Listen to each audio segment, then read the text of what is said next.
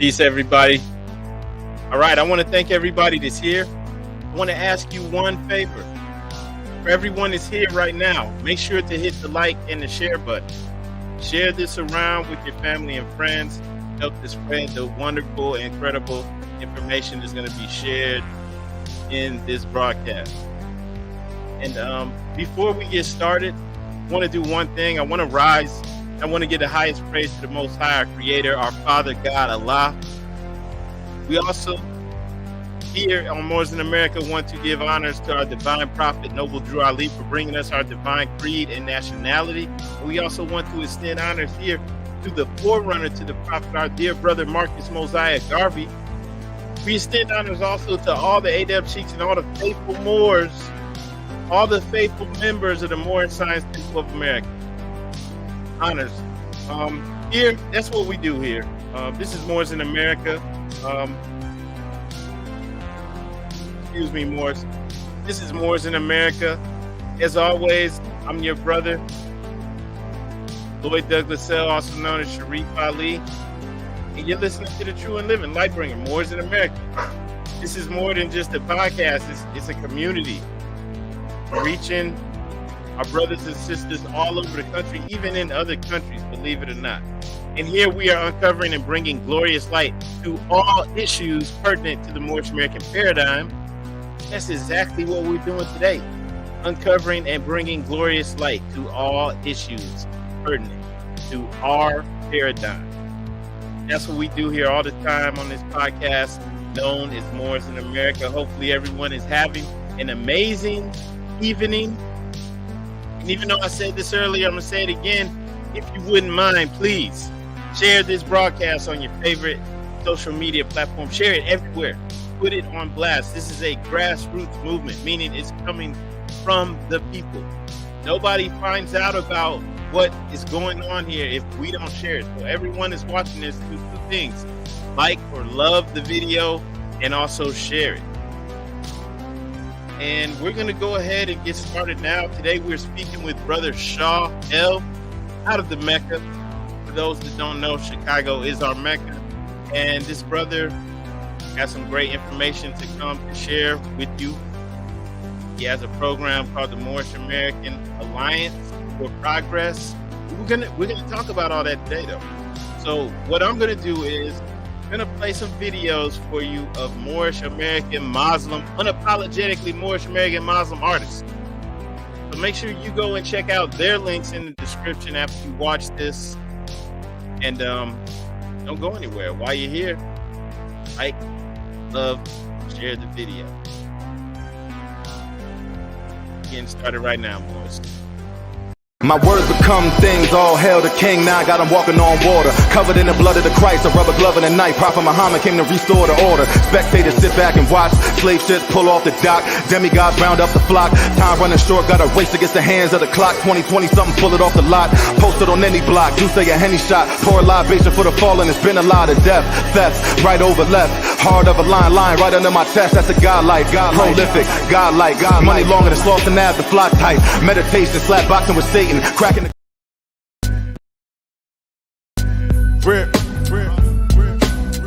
Listen, I handle things differently than most. Bobbing on some high power shit. If I was you, I get a dose. Grab a seat, pen and pad, take notes.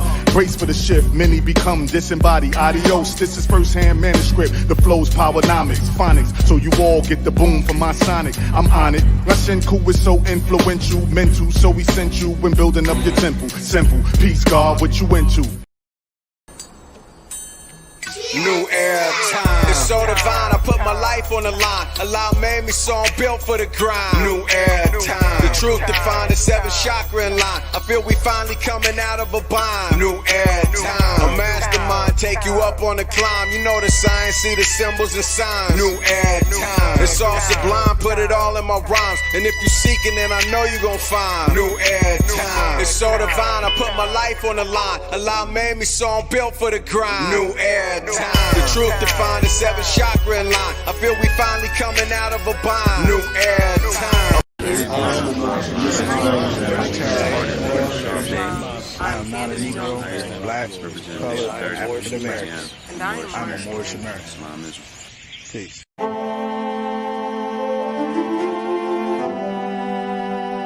Yeah. Hey, 5 on the right, 2 on the left, man. You know what time it is.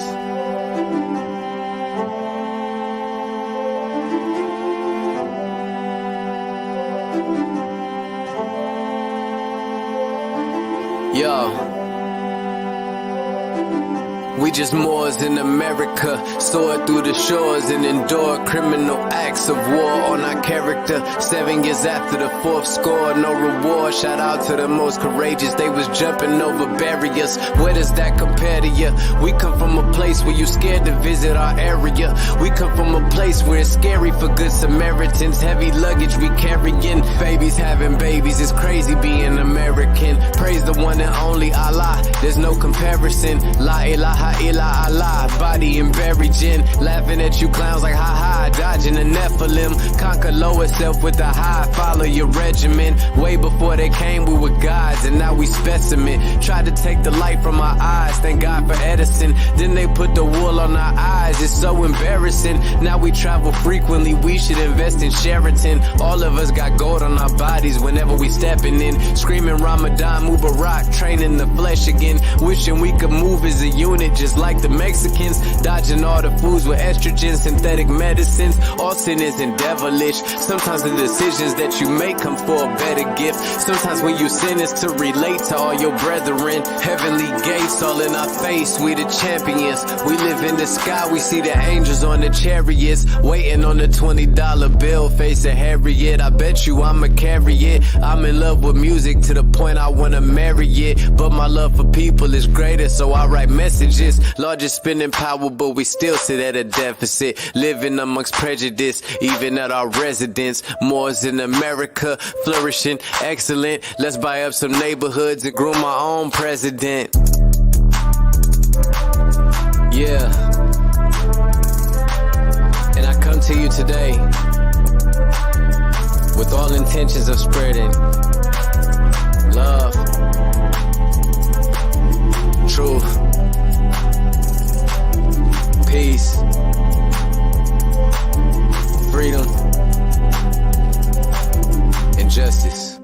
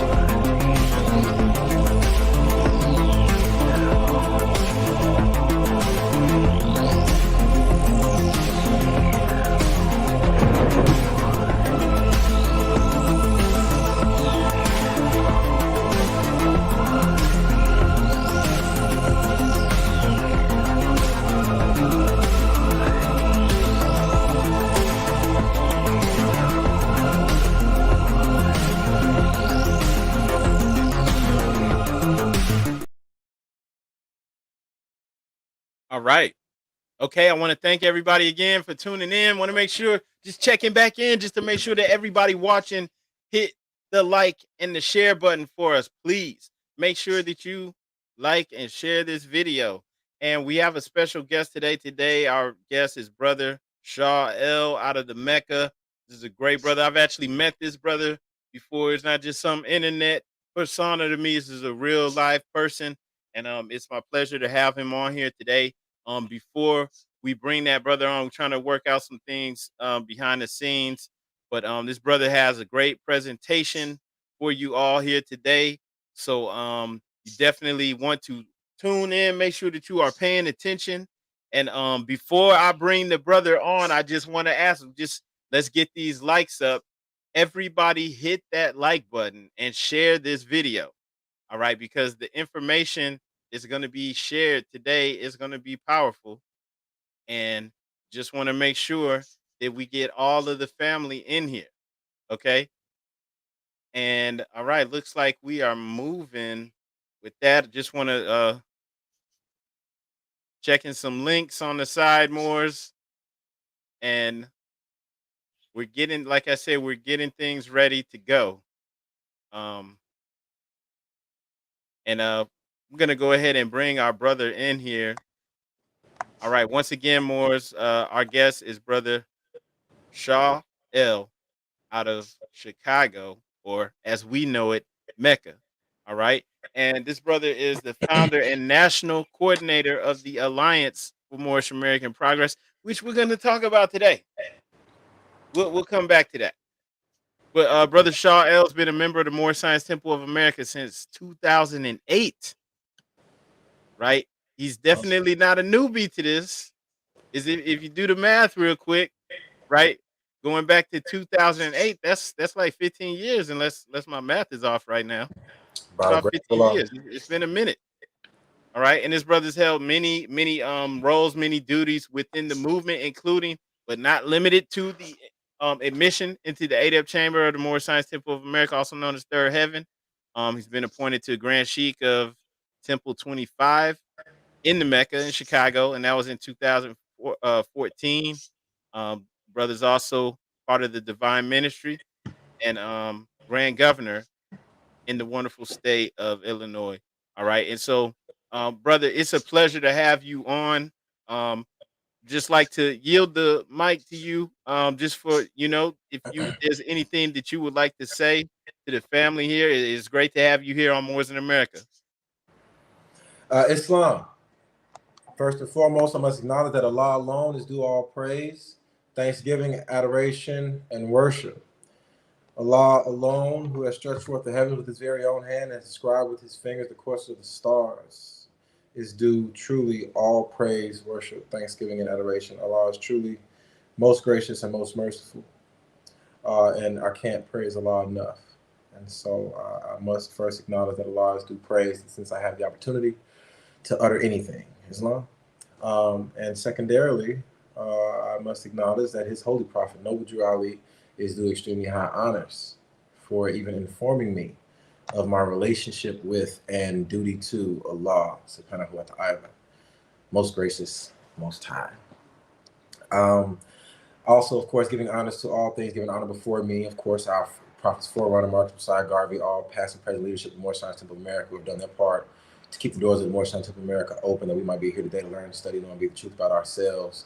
I want to extend our honors to all things pertaining to the uplifting fallen humanity, all literature published and unpublished, all members of the Moorish Science Temple of America who have done their part, striving to attend their meetings, pay their dues, keep in line with all necessities, and be a part and a partial of all uplifting acts, striving to be entitled to the name of faithful. A special honors to all members, past and present, of Moorish Science Temple of America's Temple 25, who have assisted us in keeping those doors open and pushing forward in preserving a space for Moorish-American Muslims to praise Allah and honor his prophet, Noble Drew Ali, in Chicago, our Mecca.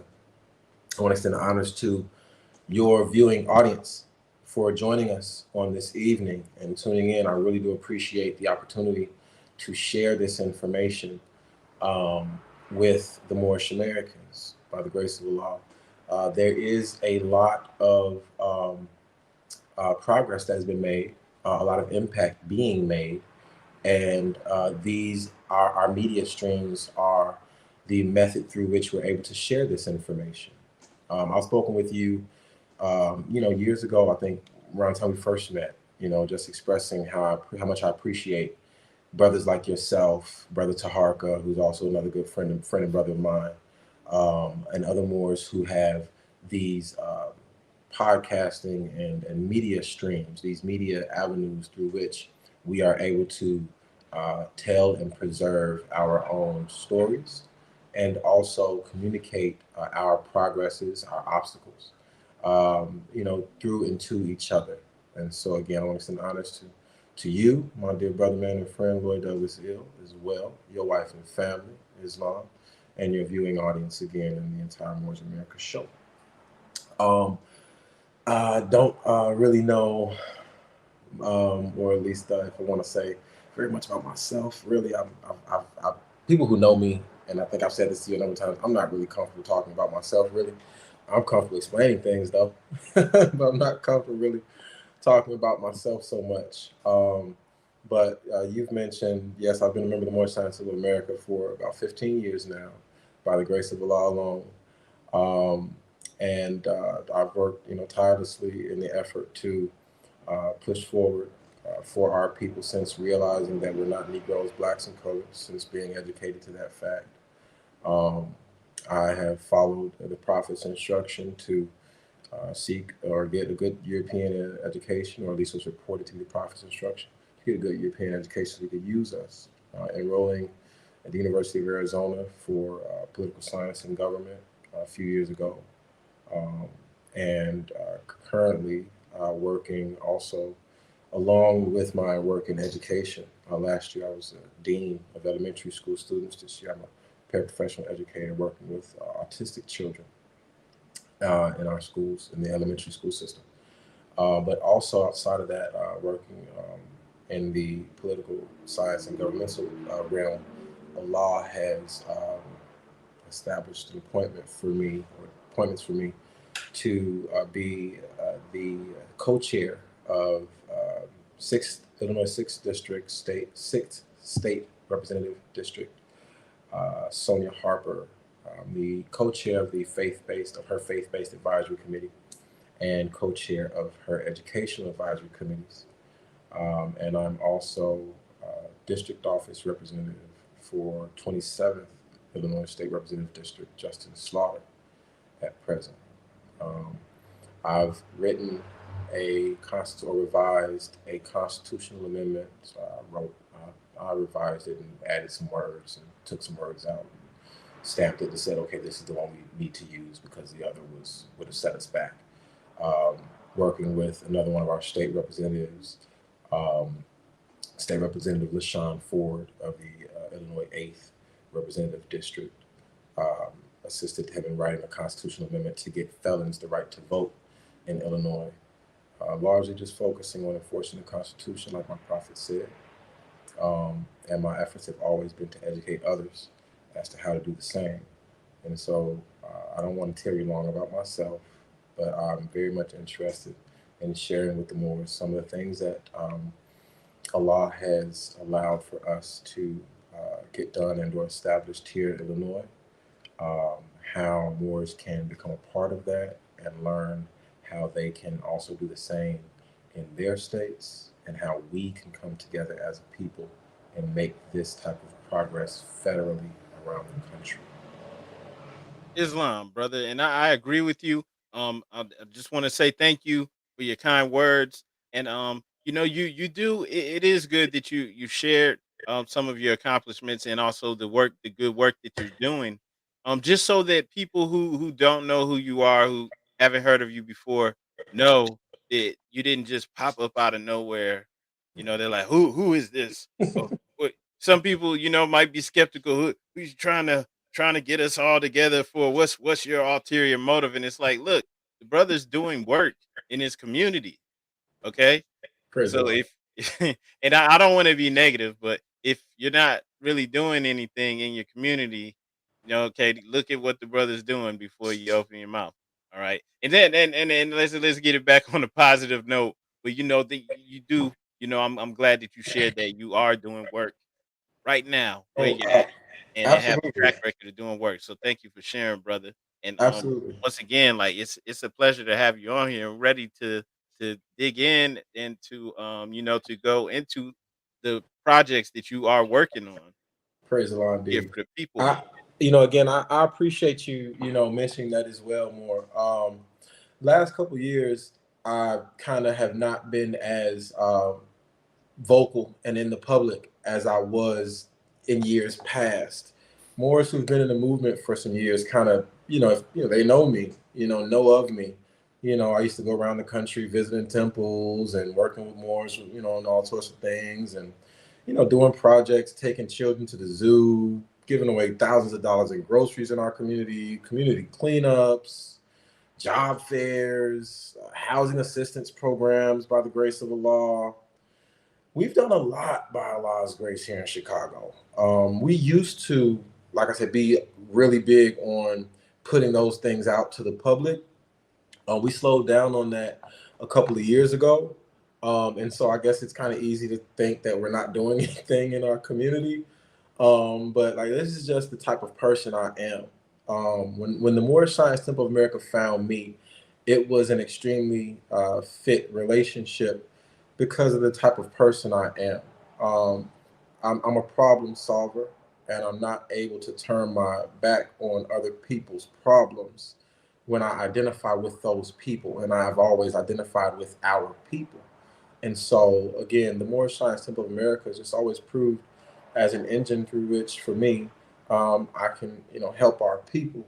And so that's just who I am. So yeah, I've worked in public education for the last 4 years now. Um, I've worked on transitional living programs for children who are between housing, who don't have places to live, stable places to live. For a high school that I worked at, I was a resource coordinator for Chicago Public Schools. Again, dean of elementary school. I did a nonviolence summit in Chicago, a week-long nonviolence summit with several gangs, quote-unquote gangs, all the different heads of organizations and so on. It was a couple years ago. And stuff was all on my Instagram. You'll see pictures with me and the son of Gangster Disciple founder or Growth and Development founder, Larry Hoover. You see me with his son on my Instagram. You see me with the sons and grandsons of other leaders of student organizations during that period of time where we did a nonviolent summit. I assisted in getting the bill that declared violence a public health crisis in Illinois that extended several millions of dollars into the community, like hundreds of millions of dollars into the community for nonviolence work that a lot of organizations are taking advantage of now. Yeah, I assisted with getting the Chicago reparations ordinance passed. I'm in that video speaking. So yeah, I've by the grace, and I don't like to do that, say what I've done, quote unquote, but I get it. Sometimes it's necessary for newer Moors to know who is this person and what are his intentions. And so, yeah, my Instagram is bro_Shaw_ill. Our temple page is MSTA25. I used to use the Facebook page CJ Shaw Ill. Now I just use Shaw Ill. I don't post as much Moorish material on Shaw Ill because the Moors like to argue, and I'm not into that. But yeah, if you want to see all the stuff that we used to do, it's all on those pages for sure. Videos and so on. We've been active in our community and in other communities for years. Islam, and this brother's contact information is in the video description too. So everything that he mentioned, it looks like, except that the temple Facebook page is in the description. Maybe we can put that in there later too. All right, so you can reach out to the brother on Instagram, Facebook, Clubhouse, and everything else. Right. So make sure you go to the video description to check that out later too. And yeah, just once again, what go ahead, brother. Go ahead. I just wanted to also be clear too. Another reason why I didn't include the temple information is because that's another thing that we have to overcome in our culture. That whenever someone shares something of value, it sometimes seems as if that individual is attempting to garner or encourage people to join their temple, and this isn't what that's about at all. That's why I didn't include the information for our temple, because it's just not about that. It's about progress for Moorish-Americans, sincerely, all of us. Islam. All right, brother. And so I guess I'd say before we get started, you have some house resolutions that you're working on, or that you also co-authored or authored, that are So, actually in so the state of Illinois. actually, yes, I did co-author a couple of House resolutions. House Resolution 930 is one of them. The ceremonial copy around here somewhere. House Resolution 930 is one of them. House Resolution like 0869 is another, by the grace of Allah. But those are celebratory measures. Those were preparatory measures. Resolutions aren't made law. Resolutions are like statements from the government or statements from that governmental assembly. Um, what we're working on now are bills, House bills. Bills become law. Remember, Yeah. those of you who remember Schoolhouse Rock. Yeah, that old cartoon. Yeah. I know some Yeah. of my brothers that are a bit more seasoned than me have a little more grade than me. I know they remember that Schoolhouse Rock. Yeah. When Bill was sitting on Capitol Hill, but at the time he was only a bill. Islam. Yes. So yeah, so right now we have 3 bills that are on the floor of the Illinois General Assembly, and we're working to get them passed through the various chambers of the Assembly so that they can be made law. And yes, that's something that I want to talk to your audience about today. Islam. So which bill would you like to start off with? Well, the most complex. So there are 3 bills. There is the House Bill 3422 of the 103rd General Assembly, 103rd and 4th General Assemblies, to designate August as Moorish-American Awareness Month. There is House Bill 3083 of the 103rd and 4th General Assemblies to amend the name change law or code of procedure in Illinois. And then there is House Bill 3766, which is the bill that creates the Illinois Moorish-American Family Commission. That's most complex, and so that's where I'd like to begin. Okay, let me pull that up. I think the other 2 bills are a bit more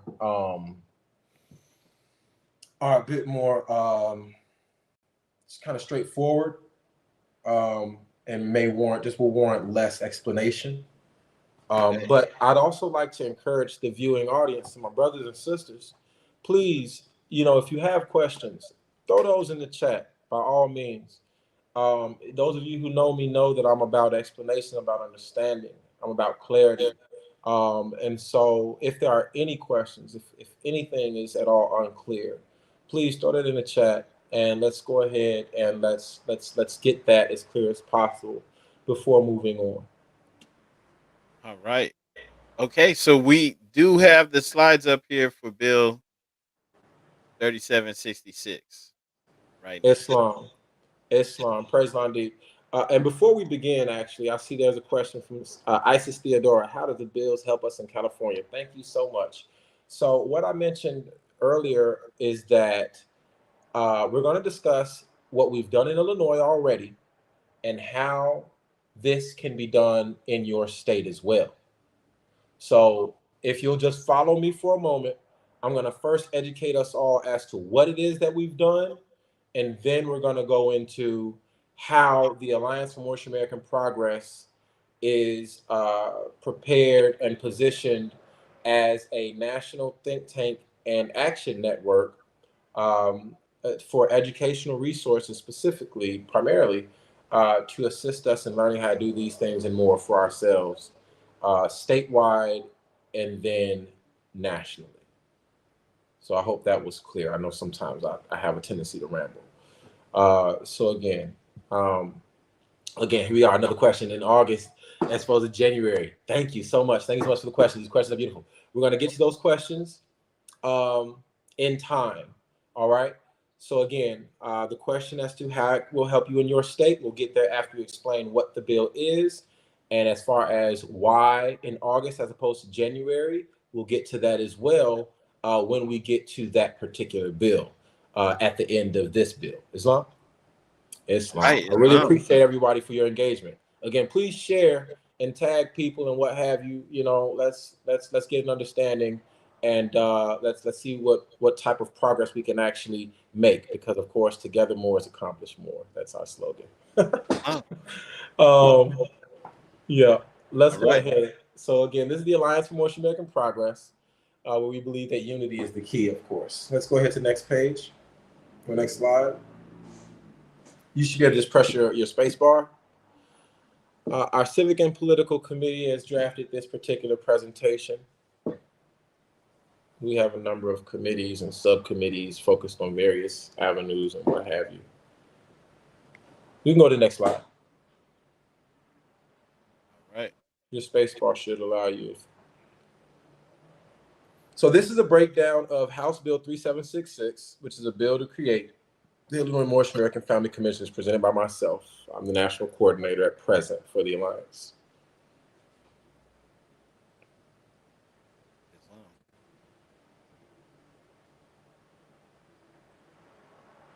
In this presentation, we're going to cover an introduction to the bill, the powers and functions of the commission, members of the Illinois Moorish-American Family Commission, funding for the Family Commission, and addresses and reports of the commission that will be due. Okay, we got a few things to cover here.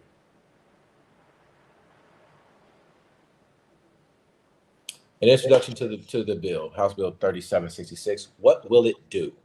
Let's go to the next page. There I am again.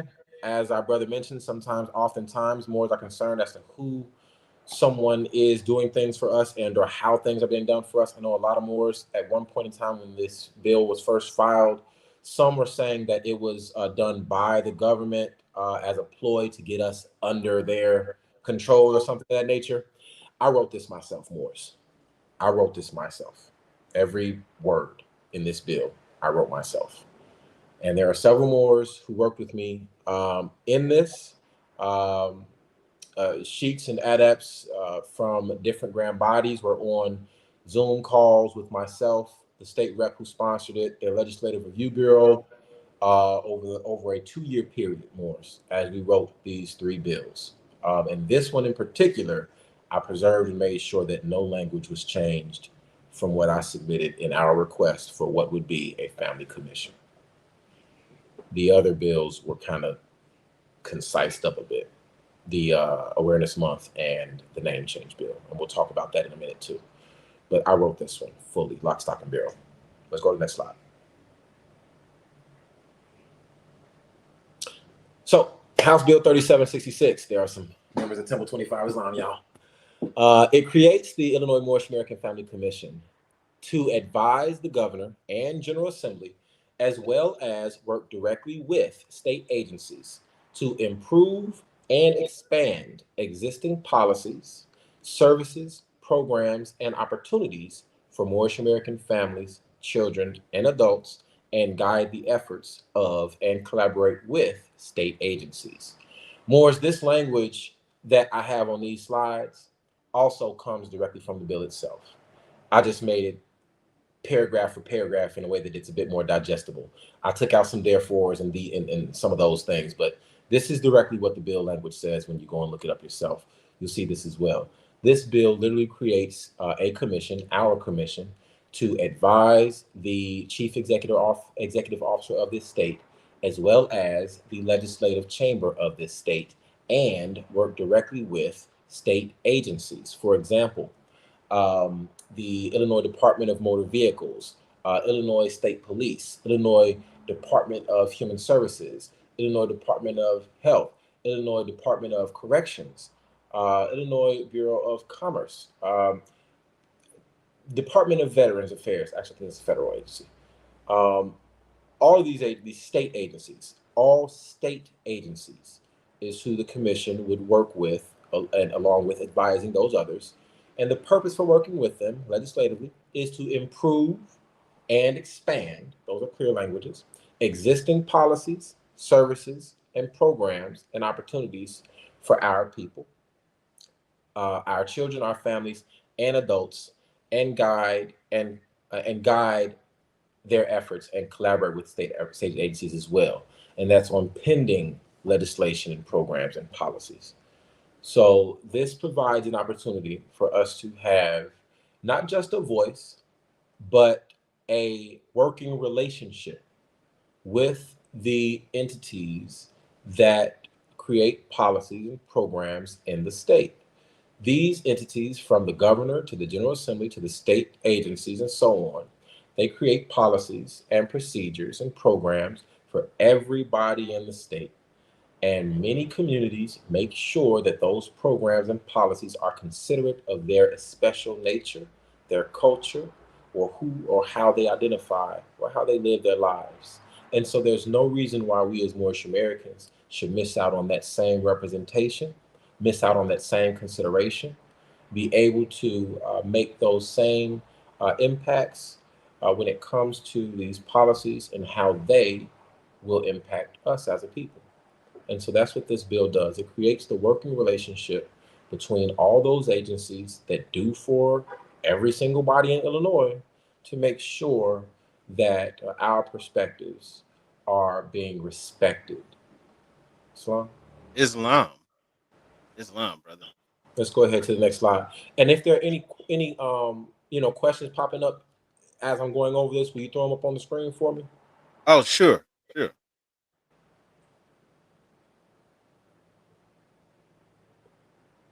Islam. Okay. And so now let's go into the powers and functions of the Illinois Moorish-American Family Commission. Again, this stuff is directly from the bill language itself. And so if you look it up, Morris, you will you'll be able to see the same pretty much language. So this is how the commission will achieve its objectives. No, we go ahead. Powers and functions are basically how the commission will do its work. The bill empowers the Moorish-American Family Commission to monitor and comment on existing and proposed legislation and programs that are designed to address the needs of Moorish-Americans in the state. Now, let me be clear.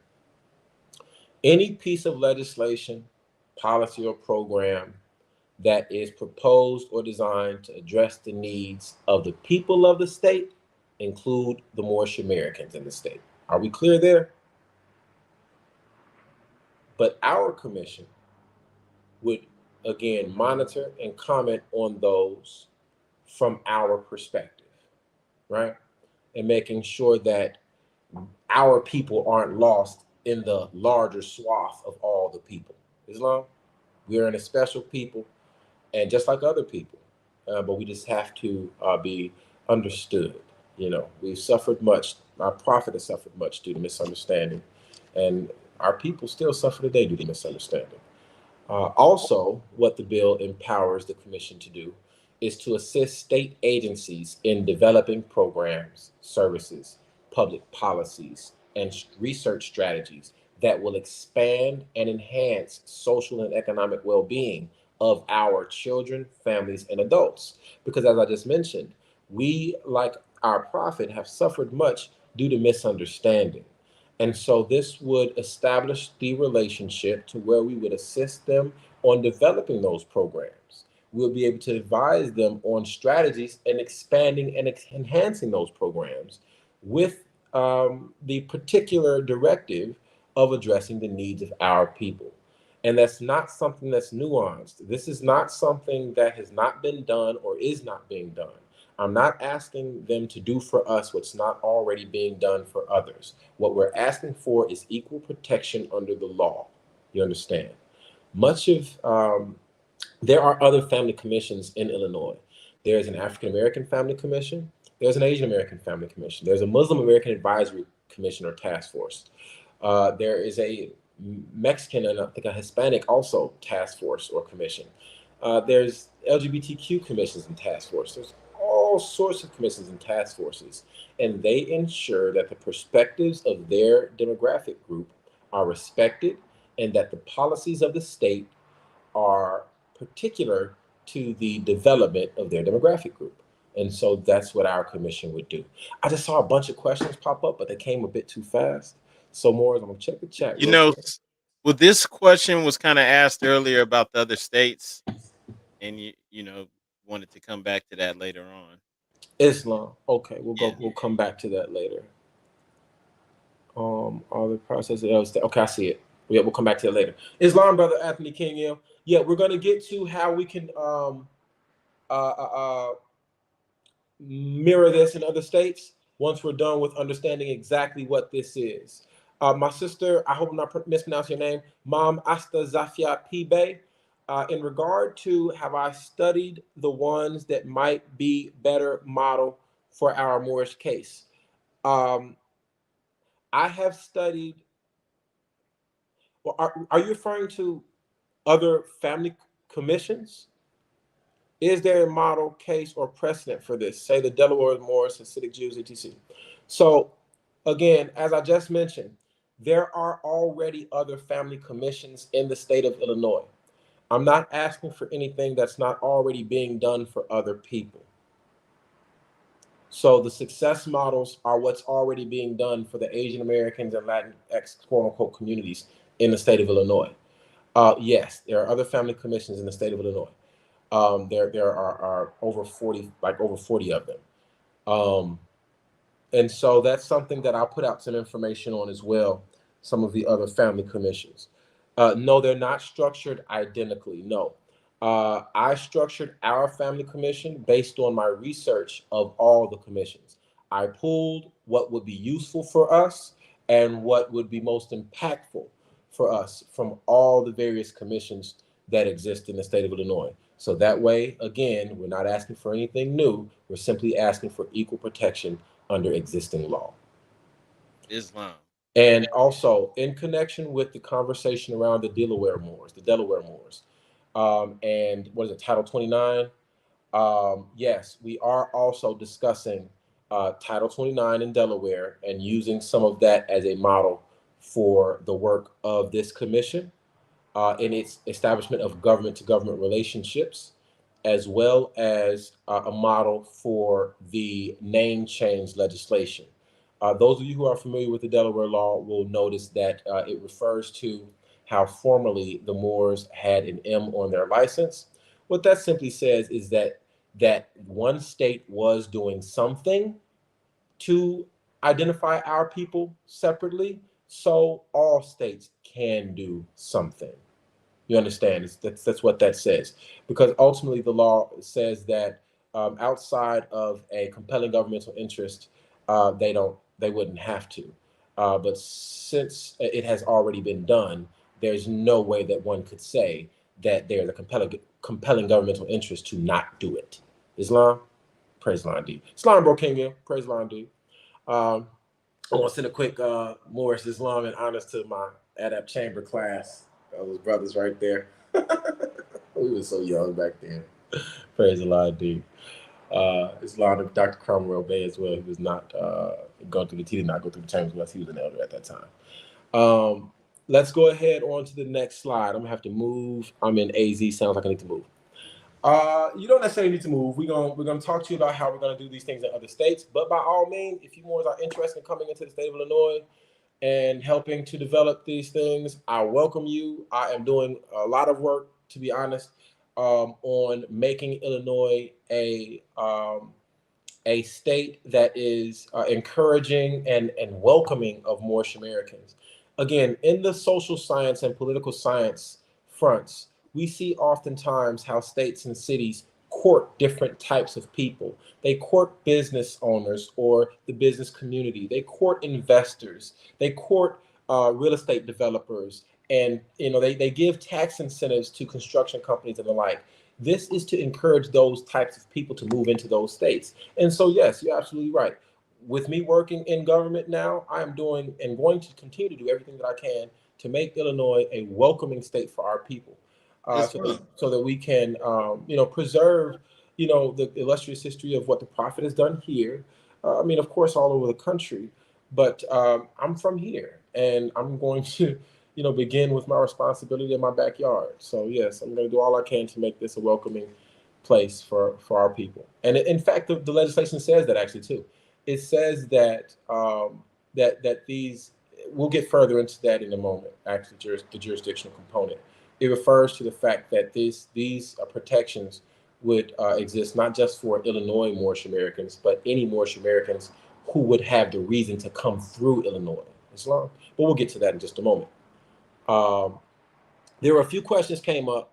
I want to see if do I need to address anything? They rallied around their right to have their own Moorish schools initially. You're referring to the Delaware Moors. Yeah, that was referring to the Delaware Moors. There's not really any questions other than the ones from earlier that you're going to address later. Islam. Yeah, we're fully aware of the Delaware Moors and the two schools they established in Kent County and near, was it Fort Something Road. We're very much aware of those Moors.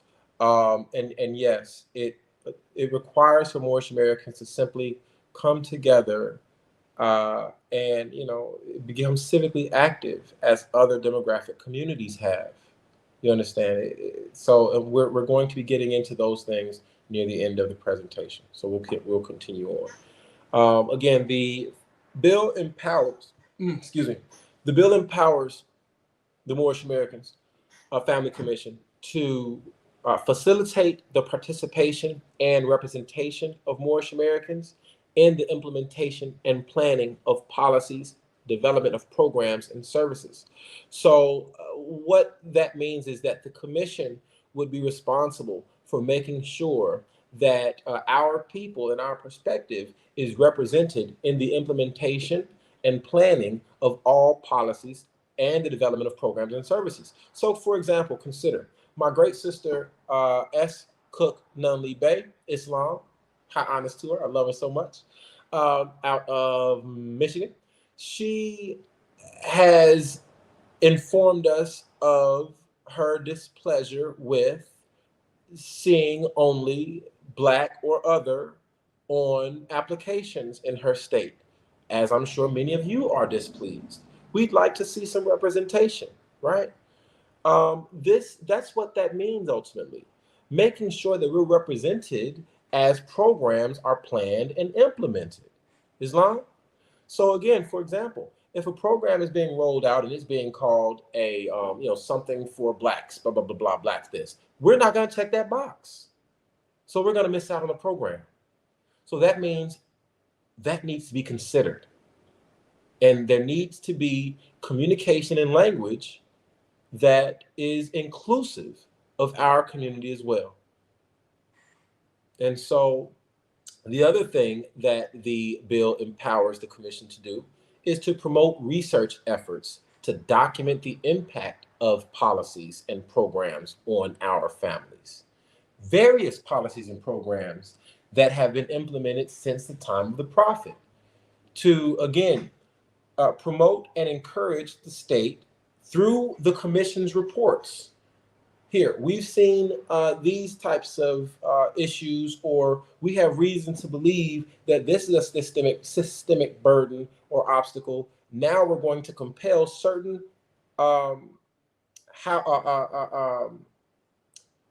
committees of government to research and or establish task forces to research on the impacts of those policies and programs that they've had on our people. Islam. And so the work of the Illinois Moorish-American Family Commission will include the use of existing reports, records, research and planning efforts, procedures, and programs. That gives us the opportunity to, again, go into existing reports and records and find out and look into the various plans that have been implemented and how they have impacted our people. And so for those of you who are from Illinois, you may have been made aware recently or over the last several years of the various plans that Chicago and Illinois has had. The 2030 plan, the 2050 plan, the 2010 plan, the 2000 plan. These various plans describe how the city and state intends to encourage the growth of certain populations and predicts the exodus of other populations, predicts the economic growth and stability of certain populations, as well as the economic obstacles that will be faced by other populations. And these plans, they usually pretty much work out fairly well. Again, go back and look up the old plans and see where we are today and how they planned those things 50 years ago, literally. So this would afford us the opportunity to utilize those records and reports as we correct the various systemic burdens and obstacles faced by our people. Slow. That's powerful. Islam. So who will be the members of the Illinois Moorish-American Family Commission? This is all in the bill. Let's go to the next slide. The state officers or their designees, who according to the bill will be members of the said commission, include the governor, the lieutenant governor, the Speaker of the House of Reps, one member of the House of Reps appointed by the Speaker of the House, the President of the Senate. Are you asking a question, bro? Oh, no. Again, the President of the Senate, one member of the Senate appointed by the President of the Senate, the Minority Leader of the House, one member of the House appointed by the Minority Leader, the Majority Leader of the House, and one member, the Minority Leader of the Senate, and one member of the Senate appointed by that Minority Leader, the Secretary of State, the Attorney General, the State Comptroller, the State Treasurer, the Cook County Board President, and the Mayor of the City of Chicago. And those last two are added because in Illinois' Constitution, Cook County, through its board president, and Chicago, through its mayor, have a lot of autonomy and ultimately special governmental ability and responsibility. And so we want to make sure that the county and the city are included in this commission of those with whom we would work and advise in consideration of policies and programs that would impact our people. Don't mind my best step back there. Let's go to the next slide. Right, Islam.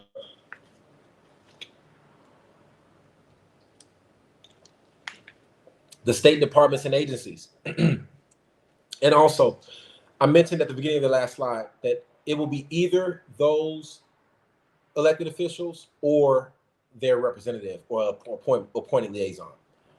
As one can expect, they may not be able to always be a part of everything. And that's why we establish liaisons for that purpose. Anyhow, the state departments and agencies that will appoint a liaison to the commission will include the Departments on Aging, Children and Family Services, Commission of Economic Opportunity, Department of Corrections, Department of Human Services, Healthcare, Family Services, Public Health and Human Rights, Department of Labor, Transportation, Department of State Board of Education, Higher Learning, Illinois Community College Board, Capital Development Board, elected, appointed, or appointed officers of each county, such as the Sheriff, County Clerk, Treasurer, and such other officers as provided by law or by county ordinance under subsection C of Section 4 of Article 7 of the Illinois Constitution, wherein a Moorish-American resides or may have reason to travel to or through. They shall all appoint a liaison to serve ex officio out of their office on this commission. And so that way, again, wherever a Moorish American may have reason to go throughout the state, we will already have a government-to-government relationship there to ensure that your rights will be protected, that your liberties are not being burdened, that your cultural heritage is being respected. I see my great sister Grand Sheik of Higgins Bay has a question here or a statement. Islam, yes, the citizen rights of Moorish-Americans are to be acknowledged and included by immediate district and state governments. Absolutely, dear Grand Sheik.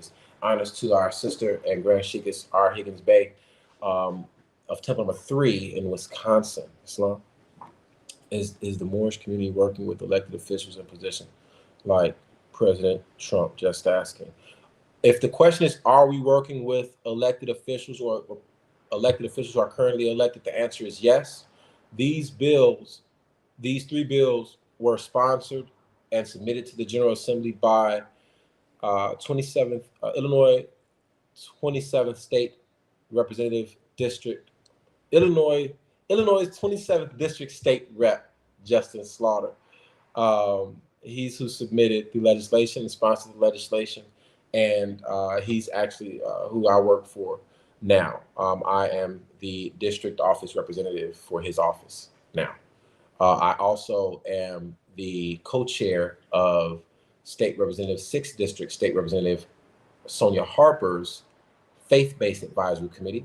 I'm also the co-chair of 6th District's same Representative Sonia Harper, the 6th District State Rep Sonia Harper's Educational Advisory Committee. So I'm co-chair of both of those committees as well as district office rep for a different representative. So yes, we are working directly with current elected officials, and they are in support of the legislation. A number of other representatives as well. State Rep LaShawn Ford of the 8th District has given us his support and told us that he's going to support and co-sponsor this bill. Representative Tarver, Representative Nichols, Representative Flowers, the oldest representative and the most senior representative or the longest sitting representative in the General Assembly, as well as Representative, goodness gracious, I can't think of his name. He's the 16th district rep, I believe. I can't remember his name. But yes, we are working with several state reps. Oh, and also Senator Emil Jones. I've been informed that Senator Emil Jones is in support of our legislation. He's a senior senator in Illinois. And that our senators are interested in taking the legislation federal. And so that's where we're going to get into the conversation around how we can take this and make this a national effort. Our state reps and senators and our federal reps and senators, like your state reps and federal senators, are members of national collectives of other representatives. For example, National Coalition of Metropolitan Mayors, National Coalition of State Legislators, National Coalition of State Representatives, National Coalition of State Senators. Like, these are all different coalitions of legislators. And so again, they're national coalitions of state legislators. So for example, Rep. Harper, whose advisory committee I'm on, she is the chair of a couple of national committees. If I'm not mistaken, she's the chair of the National Committee of State Legislators, which means, for example, she does a lot of work in educating other state legislators in other states as to how to do some things that she may have done or may have been a part of. They share resources and best practices and things of that nature. So when we get into the conversation around mirroring this in other states and around the country, that's somewhat where we'll be going. Islam. Let's go ahead to the next one.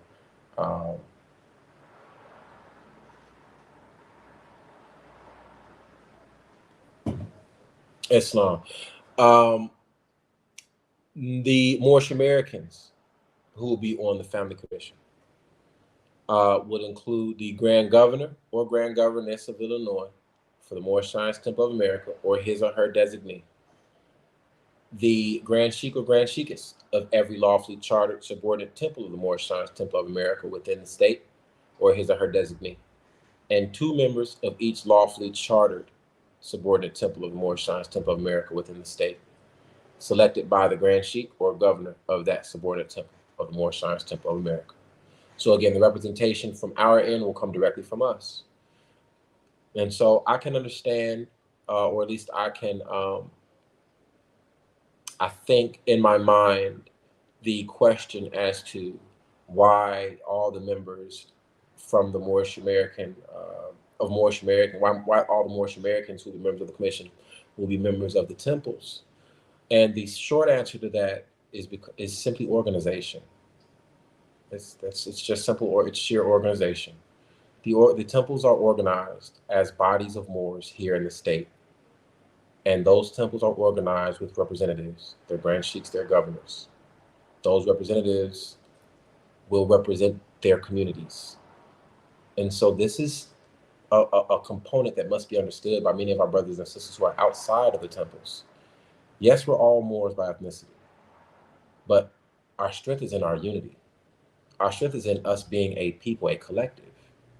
Chicago is strong because of the 3+ million people working together, paying taxes together, supporting each other to become the great city that it is. It's not strong because of we've got one great mayor, or, it doesn't work that. Communities don't work that way. We have to have a community. And in order to represent our community, we can't have a bunch of different people hooping and hollering and just yelling out things. We have to communicate as a mature people, which means we communicate through our representatives. Islam, and if I might add one thing to that too, with like you said, with the temple, with the unity, and then also with the organization, like you mentioned, also having law, having structure, having order. So it's not just anything goes, Exactly. right? We're civilized, and that's extremely important, especially when you're talking about dealing with government, Yes. right? So there's order and structure over here, and there's just no other way, to put it.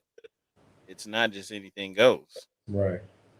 And also with that, The perspective of our people is that we are a divine nation, right? That Prophet Noble Drew Ali established the Moorish Science Temple of America, the Moorish Divine National Movement, as our divine nation.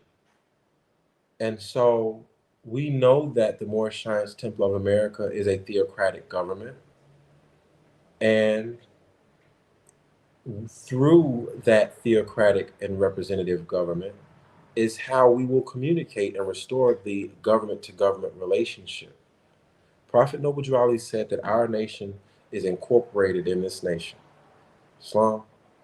And so again, it's like, as you said, through civility and organization, we will communicate as a people with other people, you understand, on a government to government basis, and not just as a bunch of people down there picketing and flashing signs and hoping that one of us is heard and respected. There was a question. What would keep our community safe from beams of light from the sky, like Lahaina, Hawaii? Okay. We'll get into things like that maybe a little later, but I want to focus primarily on this conversation around the bills that are on the floor and how we can progress through them and mirror them in other states. We'll within Allah's grace, if we have time to discuss larger threats to our existence, we'll get into that. But there's a lot to cover, and we've already been on an hour. And so I want to kind of stick to the subject matter at hand. The conversation of how will the commission be funded? Because we've said we're going to do a lot, right? We go through all these resources, all these records and reports, and we're going to be, guiding folk and doing a lot of stuff. So a bill without funds is a bill without teeth, ultimately, right? A program that is not directly funded in the bill language can be enacted upon, right? The Prophet said it takes finance to uplift the nation. Governments understand it takes finance to move government, right? So the commission shall operate, and this is all bill language. So again, when you look it up, you'll see this. The commission shall operate subject to appropriation, which means that the General Assembly will include the commission in its budget, in the state budget, right? So it will have an appropriation directly for the commission to do its work. The commission also may receive funds through appropriations available for its purpose made to each department, unit, or branch of government, as the case may be, responsible for appointing a liaison to serve ex officio on the commission. So what that means is not only will the commission be funded through its own appropriation, but the commission can also receive funds from the appropriations that are made for the various departments that have to send a liaison. So again, the commission would not necessarily be responsible for covering the expenses of the liaison. The liaison's department would. If the liaison and that department determined a program needed to be added or adjusted, etc., those funds would come from the funds that are already appropriated for that department's work, not from the commission's appropriations. Islam?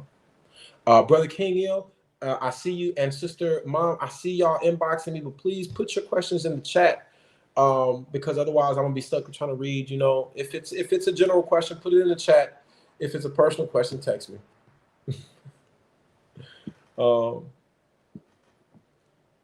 Islam, bro, King Il, I see you saying stuff about felons. Put it in the chat, bro. Like, inshallah, we'll get to it.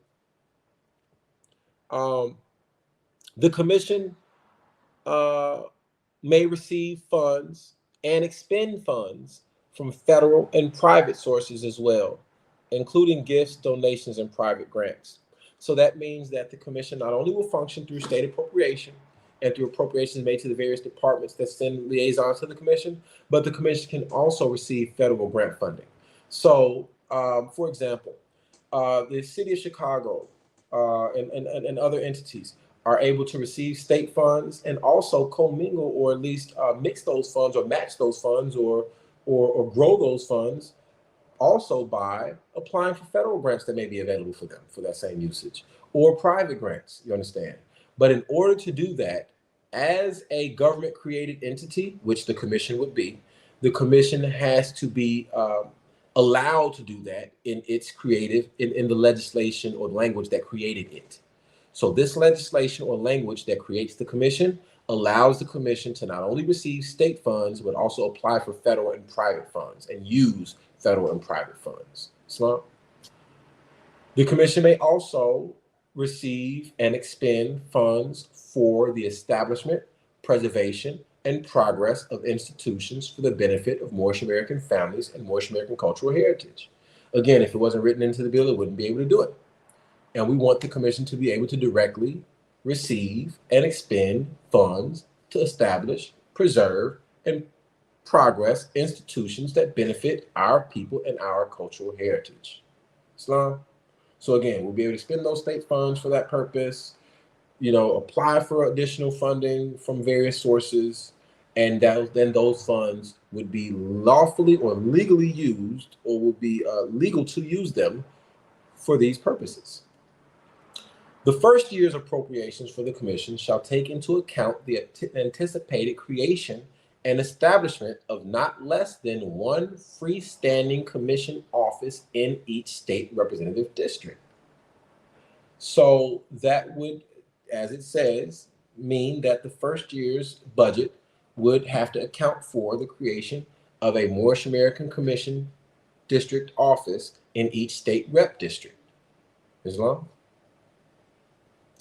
And succeeding annual commission budgets would respond equitably to the recommendations of the commission in response to the previous year's findings and reports of the commission commissioners, commission offices, and commission officers.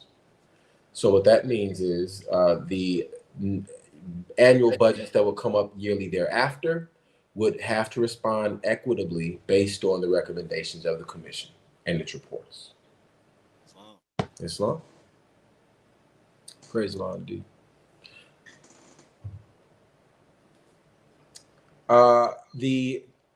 There will also be addresses and reports required by the commission or from the commission. The chairperson of the commission or his or her designee shall issue an annual address on the state of Moorish-Americans to the governor, the General Assembly, and the Illinois Supreme Court.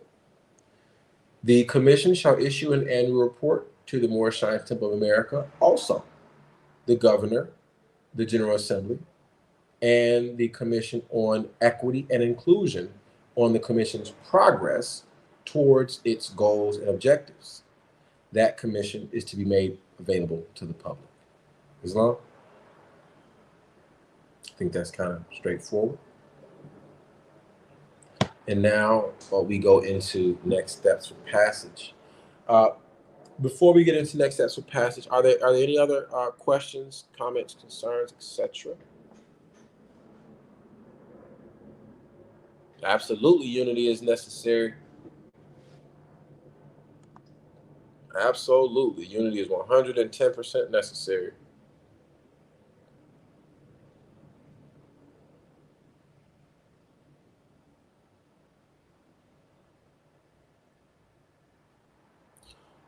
So we're going to go into Brother Kenyo's question. How is it possible to do this type of work with a strike in California? That's what they call felonies. Asking for a friend. I'm not sure what you're asking. Are you asking how can we do this work? Like, are you saying that felons aren't able to vote in California? That's what it sounds like. He's asking, like, if somebody who has felonies can participate in this, can try to do this in their state. So it looks like, I don't know the law in California, but it looks like, with the felony, it's going to be difficult.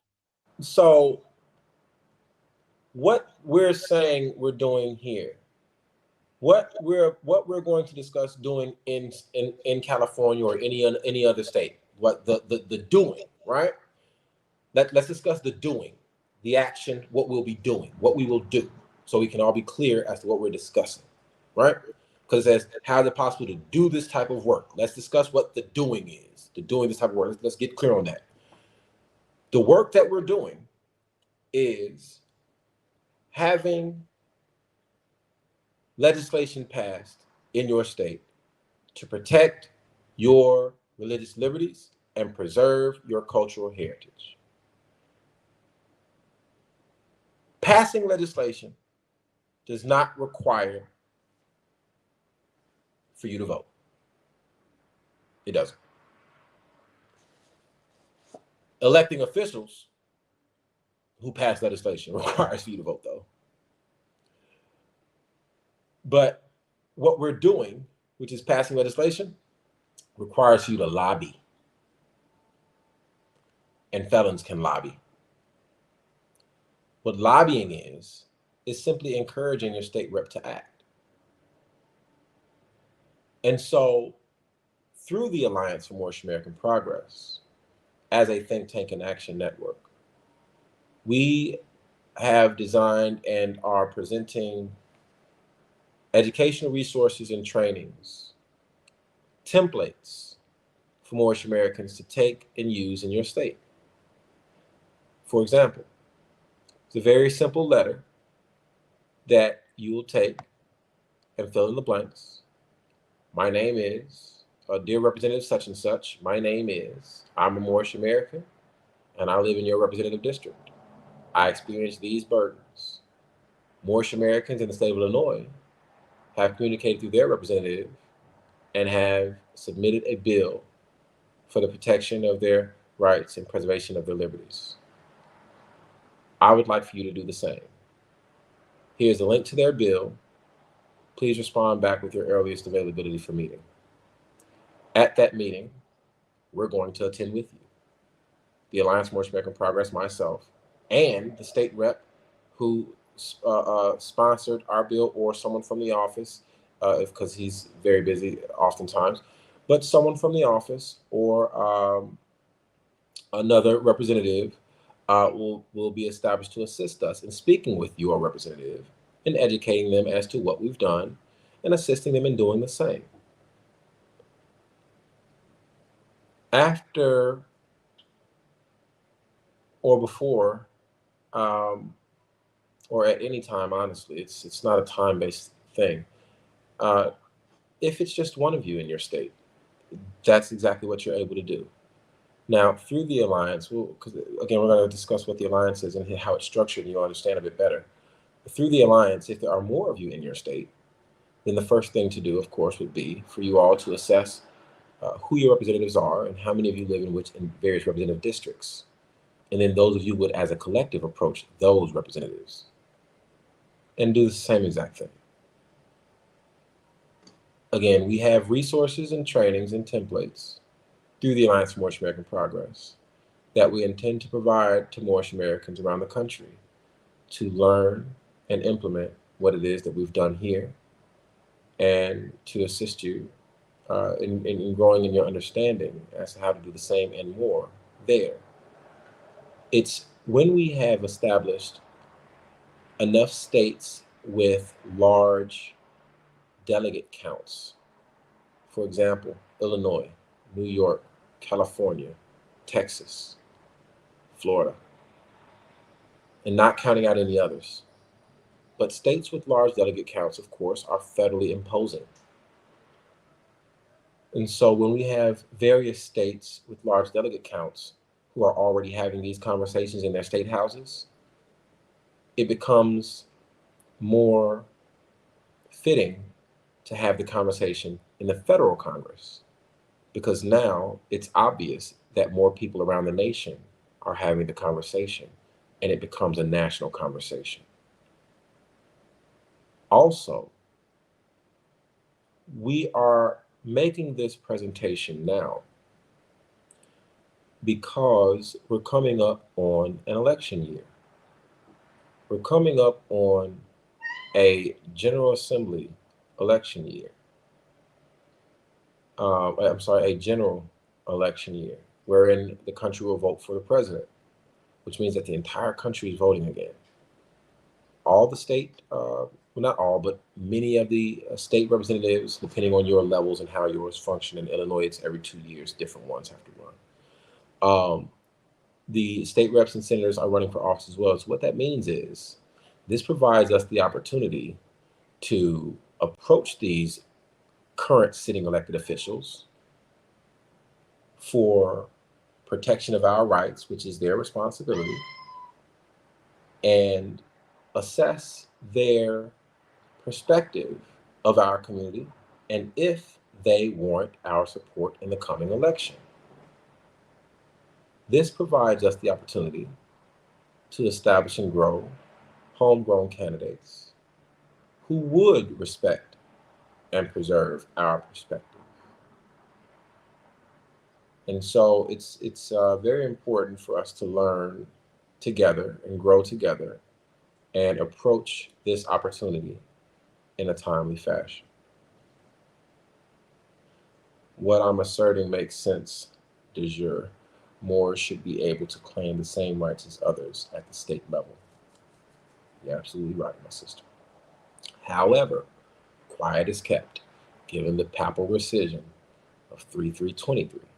Isn't it important that we first clear our books, so to speak, at the federal Vatican UN, aka Vatican-aligned UN level? The short answer to that is no. The Pope admitted coercive action sabotaging the all men are created equal letter of the law. Thus, the reason the Declaration of Independence and Constitution haven't been de jure, fairly and evenly implemented has to do with U.S. local state level tampering, i.e. punitively via local agents, Jesuits, etc., intentional misinterpretation of law. It's been de facto color of law tampering, not de jure. So I'm not going to get into de facto versus de jure governmental agencies and entities. What we're offering here is a solution to problems. We're offering a commission of us there. We're offering the opportunity, and it's already public record that it's being discussed, for us to be involved with a government to government relationship in all things that impact us. If I could say one thing, brother, just keep your train of thought. You know, you have some practical solutions that we could start implementing now and working on now and getting real physical, tangible results from. And then some of the other, I guess you could say, issues that are being brought up and discussed. Have these philosophical conversations about them for years and have nothing to show for it. And I'm not trying to downplay it or try to ridicule it or anything like that. I'm just being serious about what I've witnessed with my own eyes. We could have lectures about this stuff and just go on in circles and Yeah. have nothing to show for it. You Yeah. know, if in order for us to change the things that are being discussed, de facto, de jure, you have to be in a position of power. So we have to empower ourselves from a very practical and real physical level. And the brother is talking about real practical solutions to empower our communities. Can't do nothing about nothing, especially at the level you're talking about the Vatican and the Pope, if you are, a beggar nation. Agreed, my brother. Agreed. Grand Sheik Ruth Higgins Bay mentioned in the chat that unity is necessary for any of these things.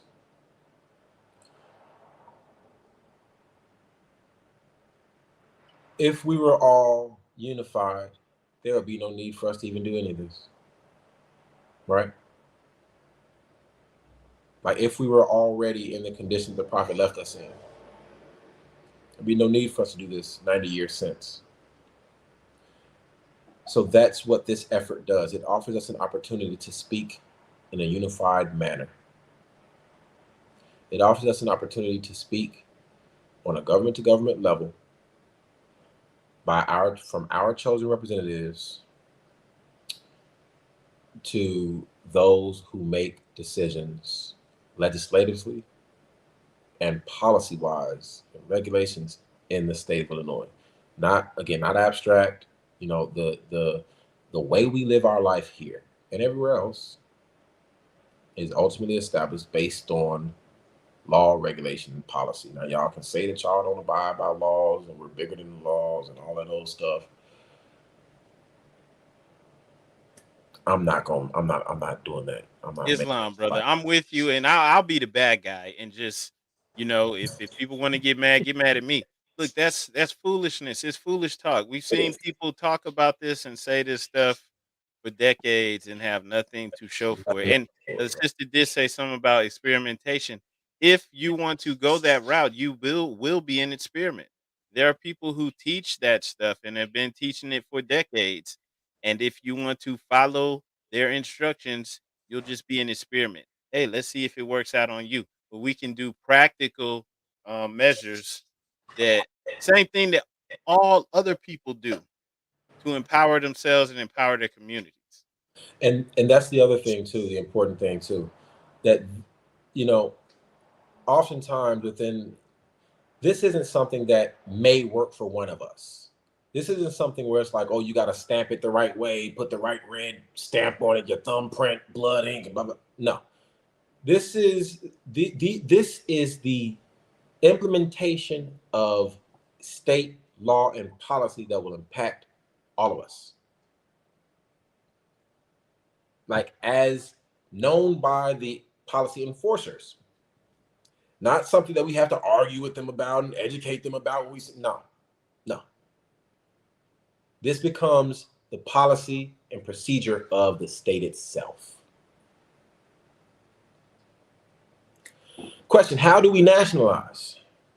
Quickly, Prophet Noble Drew Ali said, proclaim your nationality. To become a part of this movement, I'm in Danville, Illinois, but there are no temples in the area. Islam, my brother. Join the Moorish-American Temple of America. Proclaim your nationality. That's how you, what in the reference of nationalize, that's what you mean. Proclaim your nationality. You join the Moorish-American Temple of America. I don't know temples in your area. So there are various temples. I want you to jump on MSTA1913.com or org. Go to Temple Locator and find a temple in your area. There isn't one close to you in Illinois. You're going to find either Temple 19 or 57, if I'm not mistaken. Go to mstofa.net. It's a different group of Moors, but I love them all the same, and they will all give you the foundation of the Prophet's lesson. So that's who I send out to people. Go there. You can look there as well for a temple locator. More, since you're in Illinois, we meet over Zoom also for people who are outside of the city. We've been holding Zoom for years. People who are out of the city. One of my good brothers and friends, my family up in Canada, Islam to the Heronials. They're up in Canada, live up in Canada. They attend over Zoom and have for years. Email me at amapnetwork@gmail. AMAPNETWORK, amapnetwork@gmail.com. Email me your city and state, and I'll do my best to connect you with Moors around your area that you can attend over Zoom with. Us at Temple 25 have been attending with Temple number 1 of the Moorish-American Incorporated for the last about a month or so. Well, we've been for years, but consistently for the last month or so. Under Grand Sheik in Harper Bay, one of my spiritual mothers, whom I love dearly. And so you can you can absolutely attend with us over Zoom with Temple number 1 here in Chicago.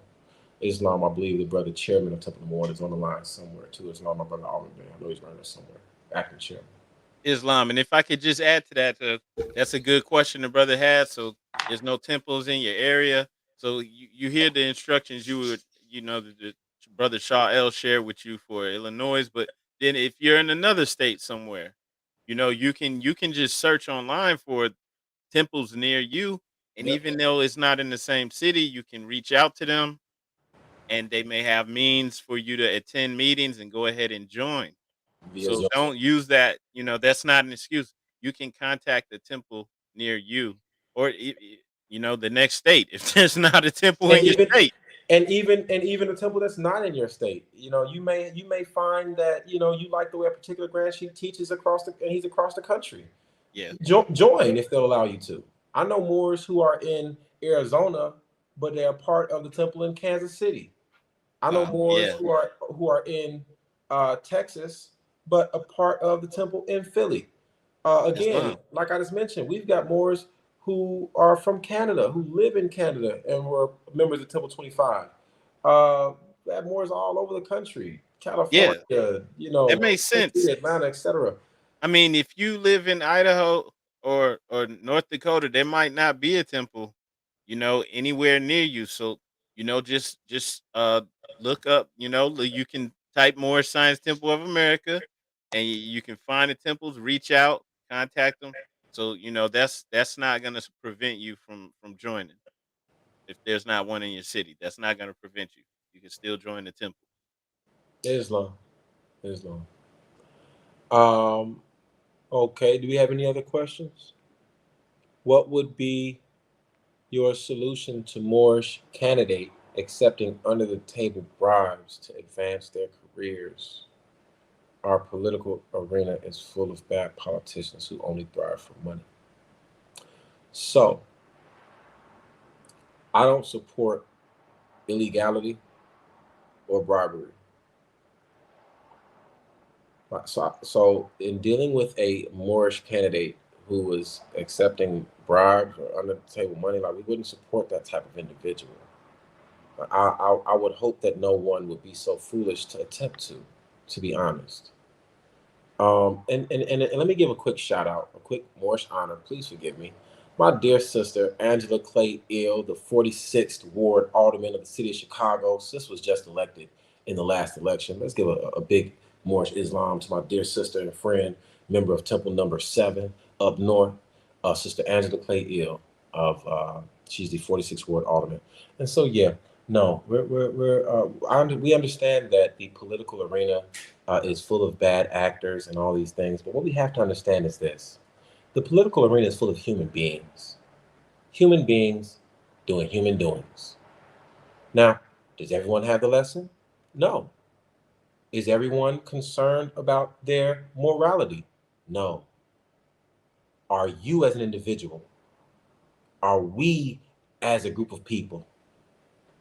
Will we be as an organization? Absolutely. So when it comes to how we, carry ourselves politically in the political arena, we gonna uphold love, truth, peace, freedom, and justice. Put a big old period behind that. I know my family is love, y'all. Praise the Lord. So honest to y'all, my peoples. Right, Islam, and gratitude for Sister Zafia Bey for the questions that you brought up in the chat. I see where she's coming from just from reading through the comments. Kind of hard to pay attention, but I think some of the points you're bringing up, they might even be a little advanced. So, and it might not, be totally in alignment with what the brother's speaking about right now. That might be like better held as a private conversation offline. But yeah, I see where she's coming from. I just wanted to let you know that, sister. Much respect to you. Islam. Absolutely, Sister Zafia Bey, for sure. Like we can absolutely dialogue, after this or at a later date, and discuss more. Again, that's what, and also too, that's where we're going into the next conversation around what the Alliance Moorish-American Progress is. It is a national think tank and action network. It is established to create space and hold regular discourse around research and reports on things that concern our people in all aspects of life. And so that's what we intend to utilize the Alliance to do, to hold these discourses and do actual research and reports on best practices for the progress of our people. And so in regard to next steps for passage for the House Bill 3766, The bill's currently sitting back in the Rules Committee. We have to garner support and strength amongst Moorish-Americans and express that to the various elected officials, that this is something that we want as a people.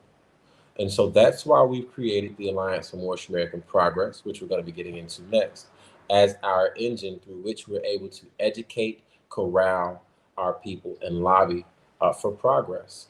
Not only lobbying for progress, but implementing our plans for progress as a collective. Let's go ahead into the second presentation, unless you'd like to mention something before we go into that. No, we can go ahead and go into the second presentation, brother. Islam. It looks like we have it up right now. All right. So this second presentation, my brothers and sisters, is an introduction to the Alliance for Moorish-American Progress. Much has been misunderstood in regard to what the Alliance for Moorish-American Progress is and what it's not, what it does and what it will do, and things of that nature. The Alliance for Moorish-American Progress was actually launched several years ago. I think 2017 or 18, around that time or something of that nature.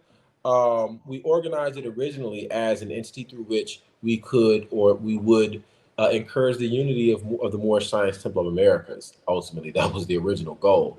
But with varying levels of participation, we determined that we would restructure the Alliance for Moorish-American Progress to simply work with those who want to work on areas wherein Moorish-Americans deserve progress.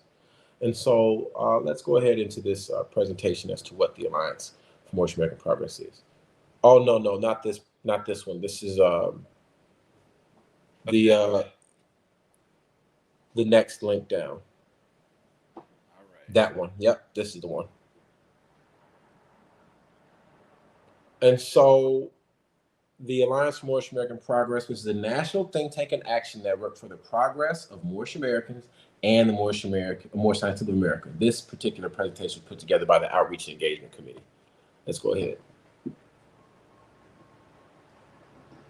We'll cover our mission statement, vision, goals, the alliance structure, membership, and ways you can contact us. Let's go ahead on. This one won't be nearly as long, Morris. Oh, you know what? I'm sorry. Can we come out of there for a moment? Yeah, sure. Back to just the screen with us. I don't want to distract people from what I have to say. More is at the outset, I mentioned that there are 3 bills. We just discussed one. The other 2 is one to designate August as Moorish-American Awareness Month in the state of Illinois. That is to encourage more awareness and understanding about our cultural heritage and our people. As I mentioned earlier, we suffer much due to misunderstanding. People think that we're, doing all sorts of things that we may not be about, or, simply not having appreciation for our illustrious culture and our contributions to the fabric of American history. You understand? We've done a ton of things for the advancement of all people here in the world as well. And so that should be known. We're a peaceful and loving people. We are the people who nominated and assisted the first Asiatic congressman to be elected after Reconstruction. We're the first Islamic organization for our people here in this country.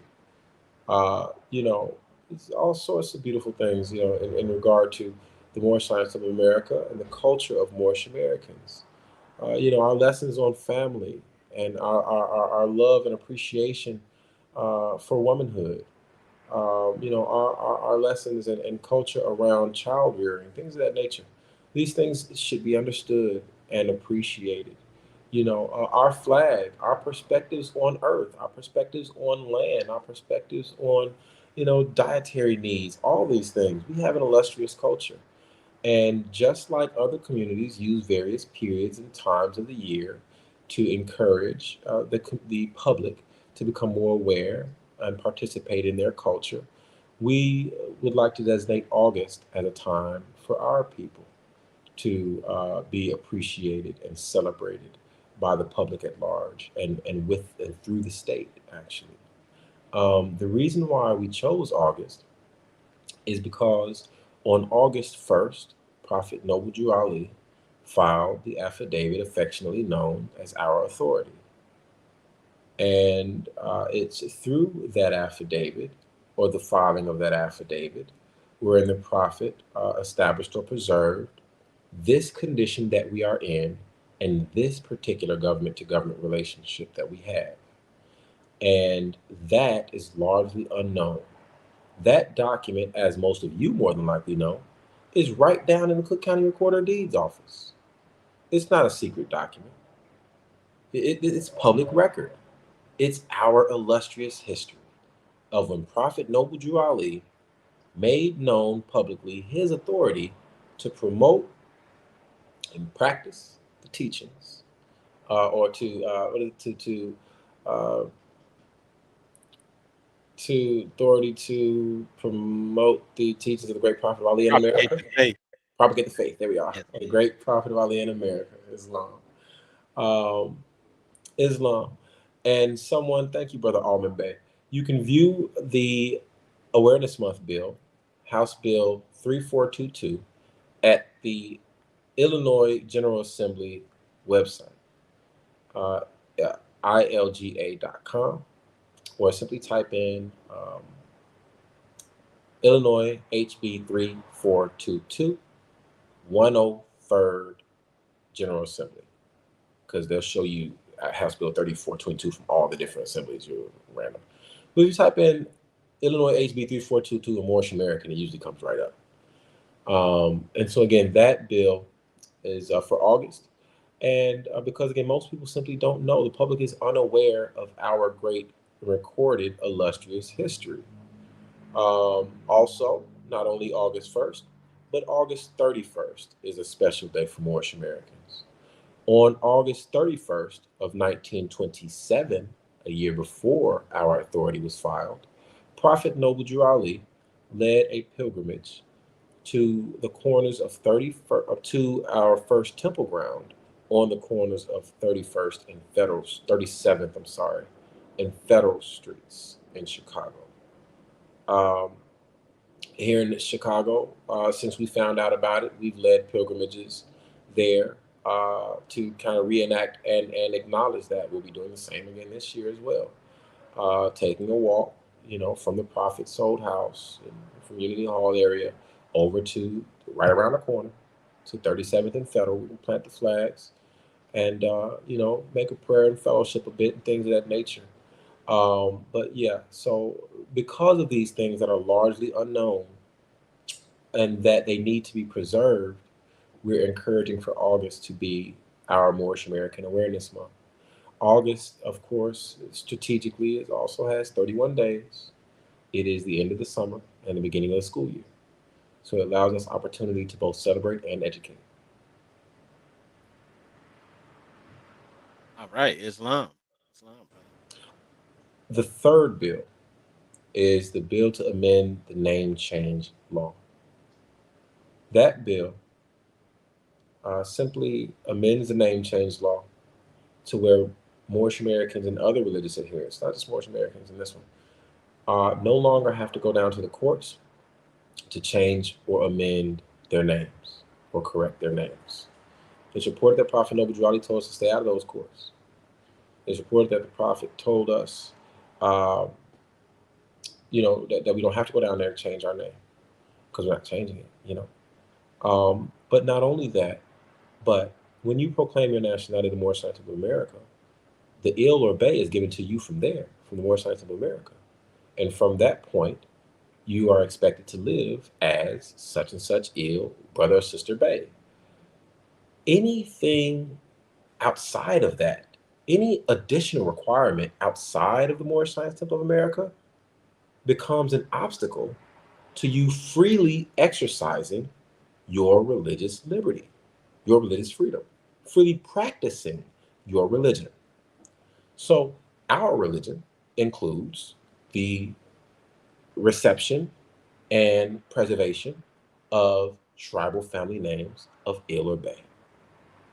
Again, when that name's given to you by your Grand Sheik, governor, etc., however it's done in your temple, from that moment, there should be no burden whatsoever, no obstacle, no additional steps to you expressing and exercising that component or any component of your religion. And so this is an intention and an effort to inform the state government that the current law infringes upon and burdens the free practice. You understand? Free practice, that's the key. Free practice, a practice without hindrance, a practice without being tied down, or a practice without being burdened. Do you understand?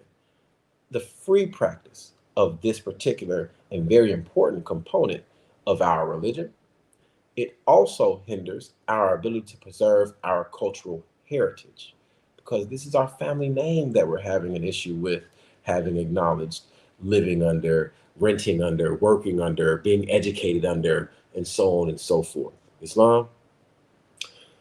The initial bill, again, as I mentioned earlier, it was whittled down to just be a clear statement as to what we're looking to do ultimately. But it'll be amended to include some policy pieces. The bill says that the state, the DMV, the Department of Motor Vehicles, and the Secretary of State will have to design the policy through which we would simply be able to just come and check a box on a form acknowledging who we are, and this is why we need our names. My suggestion has been that we amend that to include that the Secretary of State will have a relationship with the secretaries of every temple. And the secretaries of every temple and the Secretary of State, or the Secretary of every temple will send an updated list to the Secretary of State every Sunday evening, Monday morning, etc. You proclaim Friday or Saturday. And by Sunday evening, Monday morning, the Secretary of State in your state has an updated listing of members from all the temples in the state. And those members should be able to go to any DMV and simply say, yes, this is who I am, and I'm on the record as having proclaimed, I need my state ID to reflect that. And that should begin the process to correct all of your demographic records.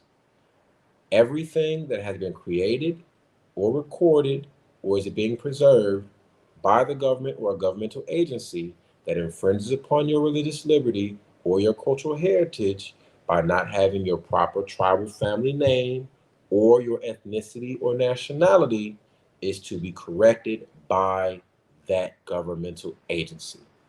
No more, paying all these exorbitant fees to different people trying to find out which packet to send to which governmental entity first and the next one and all. None. You didn't create the problem, so you should not have to fix it. Islam. We're going to place the responsibility back where it belongs. Islam. I'm so glad you said that, and it's done in an organized fashion. This is so important, like the brother said, no more packets and all this paperwork going out to these places to correct your status. You come back into the temple, you come back into the fold, your divine creed. You're now guaranteed your rights through your creator. And with the temple doing it in an organized fashion, now it's for those who why can't I just do it without being in the temple? You know why? We already spoke on that earlier. We can't be knuckleheads out here. We can't continue to want to fight against being organized and civilized and having, a government. Like who do you abide by? Whose laws do you abide by? Right? We have divine laws. We must come into the fold at some point in time if we're going to be, to rejoin the family of humans, we have to come into the fold. We have to be civilized. So why not come into the fold, and abide by these laws through your divine prophet? This is from Allah through our divine prophet. So yes, this yeah, I'm with you. This is great. I'm thankful to you for coming and sharing this information with us, and I yield the floor. I just had to say that, brother Islam. Oh, I appreciate you, my brother, sincerely, for again providing the opportunity and space to share this information. I appreciate you for building up the community to engage and be interested in this information, you know, for establishing this medium sincerely. I want to read something from the Moorish literature pamphlet in regard to what you just said and ultimately what I said and what we're doing here. From the Moorish Leaders' Historical Message to America, page 20 in the old classic, paragraph 1, 2, 3, 4, 5, 6, 7, 8, 9, 10, 11, 12, 13, 14, 15. Paragraph 16. The Moorish Science Temple of America has received some opposition and criticism. The main opposition has come from certain Christian ministers. They have expressed themselves as being opposed to our propagation of the Mohammedan religion, possibly because the promotion of the Mohammedan religion, part of Mohammedan faith among our people in the United States is considered by them in terms as something new. Whatever the reason may be for their opposition, the legal right to oppose citizens, individuals, and organizations alike for their religious belief does not exist in the United States. The door of religious freedom made by the American Constitution swings open to all, and people may enter through it and worship as they please. Y'all, my eyes are a lot worse than they used to be. It says, worship as they desire. I'm literally remembering this. It says, here's the key part. Without religious freedom, no search for truth would be possible. Without religious freedom, no discovery of truth would be useful. Without religious freedom, religious progress would be checked, and we would no longer march forward to the nobler life which the future holds for the races of men. Without religious freedom, there would be no inspiration to lift our heads and gaze with fearlessness into the vast beyond, seeking a hope eternal. It's through religious freedom, Morris. Those of us who sincerely believe in the prophet take his words as, you know, as law. As law. It's the law. Like, that's what it's the law. Yes, sir, my brother. It's the law. And without religious freedom, none of those things will be useful. And so that made me, that got me to thinking that all of these things, this truth that makes us free, is only applicable through religious freedom. Where is that? Like our sister said, it's in the First Amendment to the Constitution that Prophet Noble Drew Ali informed and instructed us to enforce.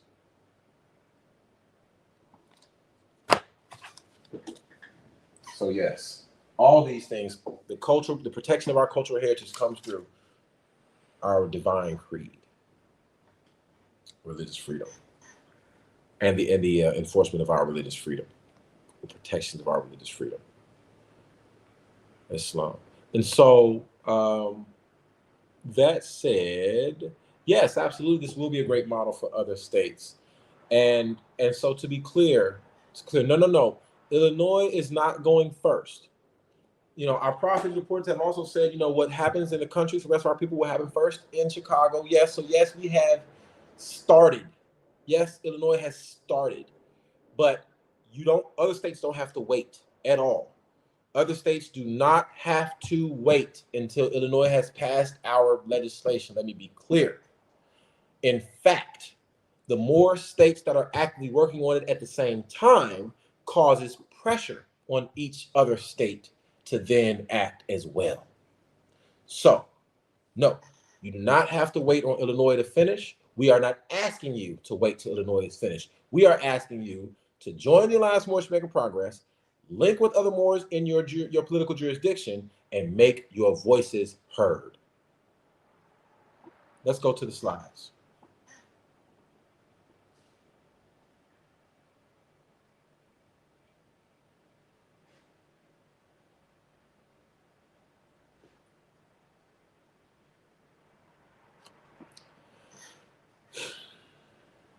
So this is, again, our introduction to the Alliance for Moorish-American Progress and how we're utilizing it to make progress. Again, it's a national action network allied for the purpose of advancing the conditions of Moorish-Americans in the Moorish-American Temple of America and the preservation of Moorish-American cultural heritage and religious liberties. It's composed of members, well-wishers, sympathizers, friends, and institutions. So I know that there are some who may not be able to join or be members for various reasons. Of course, we are not about causing any type of confusion. I know that, sometimes, different leadership may not understand other entities that utilize the name Moorish, but to be clear, again, we've provided the opportunity to be a well-wisher, sympathizer, or friend of the Alliance until you're able to actually be a member of the Alliance. And something that we also make clear is that the Alliance, let's go to the next slide, it is not a organization that is in competition with or attempting to be the Moorish-American Temple of America or anything like the Moorish-American Temple of America for that matter. It is a nonprofit sectarian organization. It is a non-religious organization. It is a civic organization for the charitable development of our people and the Moorish-American Temple of America. And so, my brother Ahmed asked, what's the difference? I hope that was asking the difference between the temple and the alliance. If not, bro, clarify that for me. And what's the difference? Now, the alliance, again, is a national think tank and action network. It has the difference between the membership levels. That's probably what bro was referring to. I picked you up, no, it's not. We're going to get to that in a second.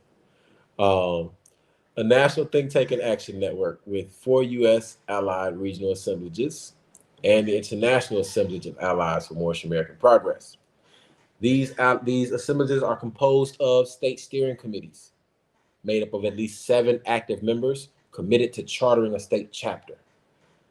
Chartered state chapters made up of at least 30 active members and 2 institutional members, because it's going to take some hands on deck. Local steering committees of at least 5 active members committed to establishing a local chartered branch in a given municipal jurisdiction. Local chartered branches of at least 15 active members and 1 institutional member in a given jurisdiction.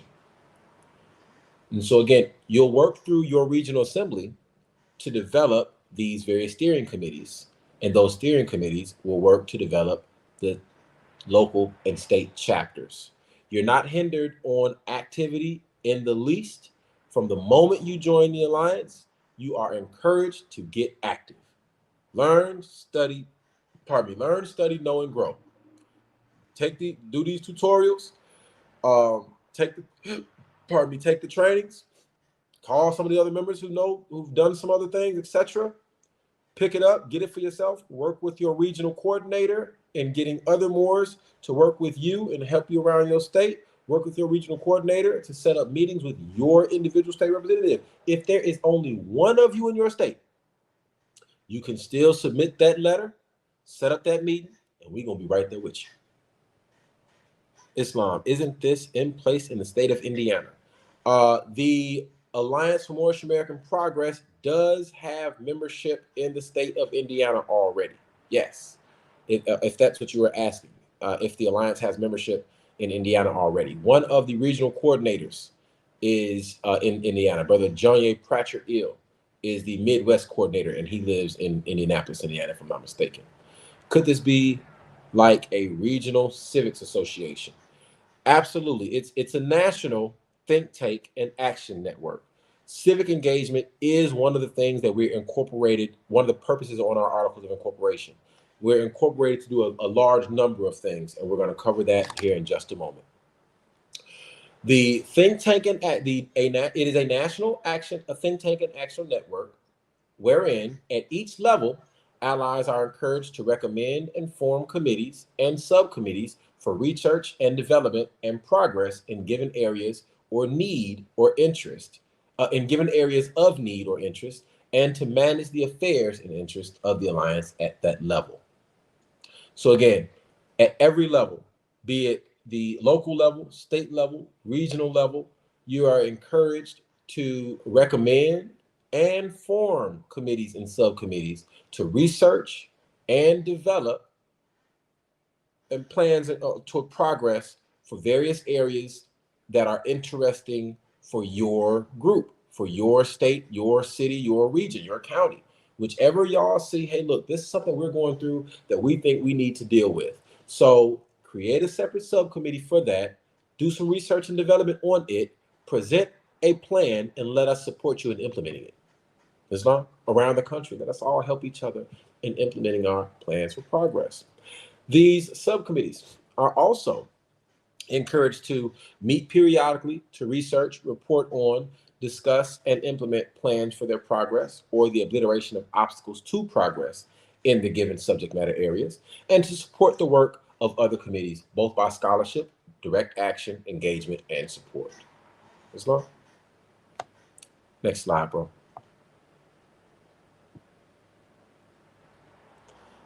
The Alliance for Moorish-American Progress's mission statement. We are an incorporated nonprofit think tank and action network dedicated to empowering Moorish Americans through comprehensive educational resources, research opportunities, advocacy, civic engagement, sustainable agricultural practices, and economic empowerment. Our mission is to nurture excellence in education and research, advocate for the rights, heritage, and cultural contributions of Moorish Americans, build strong communities through civic engagement, cultivate sustainable agricultural practices, and foster economic empowerment and entrepreneurship. By promoting knowledge, understanding, social justice, and inclusive collaboration, we strive to create positive change, foster prosperity, and build a brighter future for Moorish Americans and the entire community. Let's go to the next slide. Some of our goals and objectives, where we are going and how we intend to get there. If you're already in the Alliance for Moorish-American Progress, you have seen the mission statement and this particular slide already. Again, some of our goals and objectives, as I mentioned in the mission statement, are advocacy and cultural preservation. That's a goal. The ways in which we'll achieve that goal is through our objectives to advocate for rights, heritage, and cultural contributions of our people, create awareness, understanding, and appreciation for the rich history, traditions, and contributions of our people, and promote social justice, equality, and the preservation of religious liberties within the Moorish-American community. That advocacy and cultural preservation work is currently being done through the bills that we just discussed. So we're not just talking more, we are active. Education and research excellence.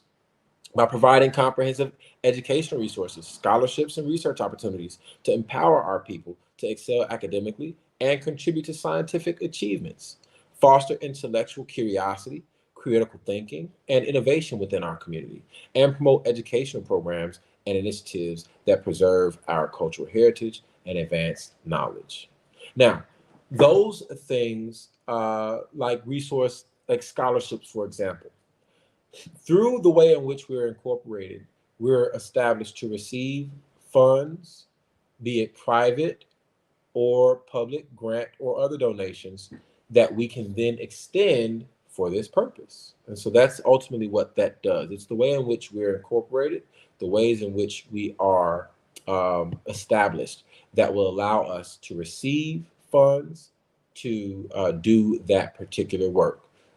Some of the educational resources I'm referencing are like the trainings about how to submit legislation and establish relationships within your political jurisdiction.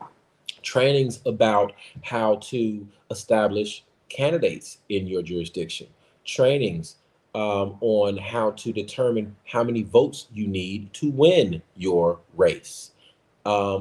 Trainings on how to do fundraising and outreach on your special race should you be prepared to run for political office.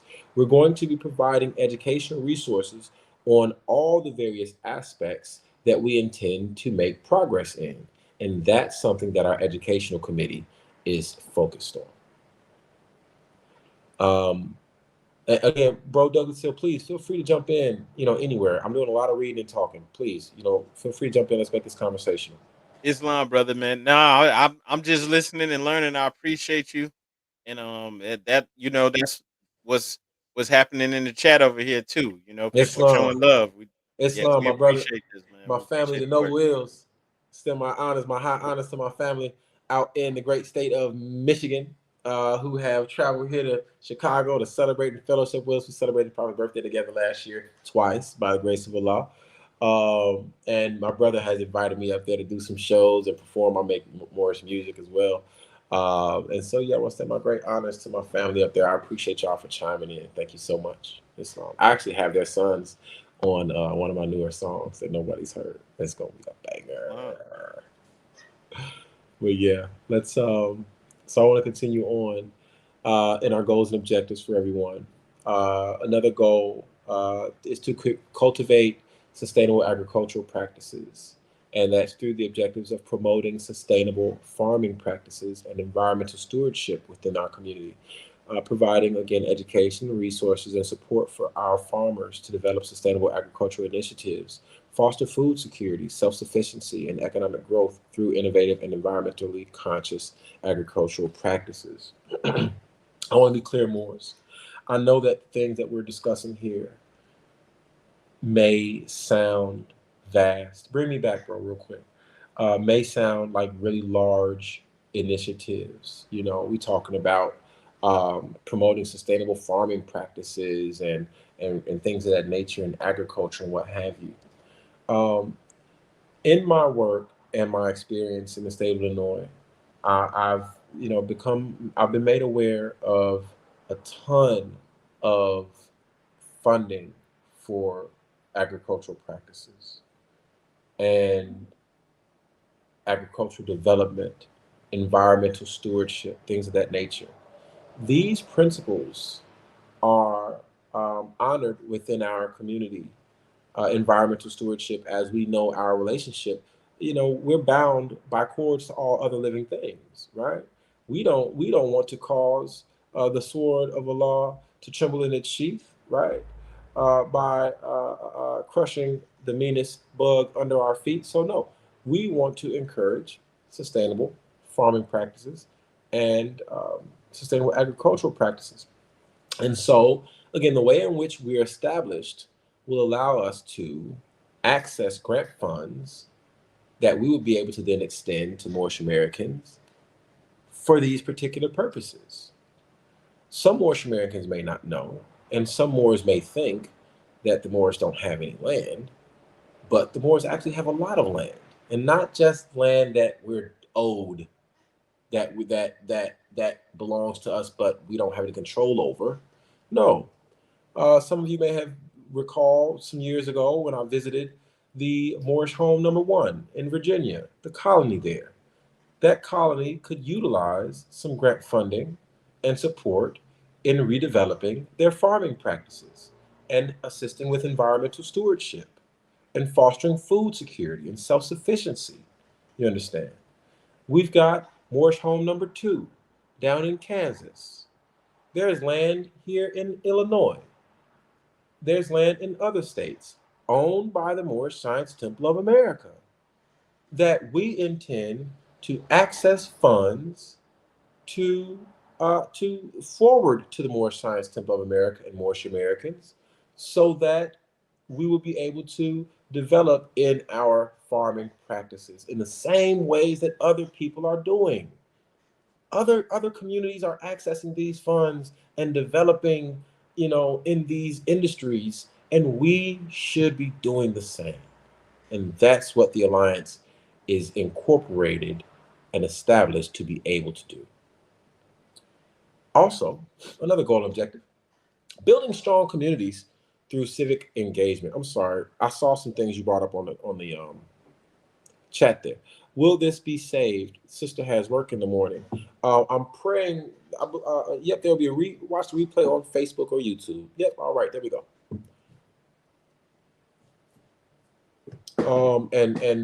If hopefully if there's somewhere that we can record, if there's a recording, you and I can go over whittling it down and make it available also. Will the grand bodies share though? One in particular owns the land. Well, that's a good question. That's a really good question. I can't speak for what anyone will do. I can only speak for what I'm doing and my encouragement for others to do, which is support the growth and development of what we have. I'm not going to get into the conversations on legitimacy or authority in considering grand bodies. What I am saying is that I'm working toward providing resources to support the development of what we have.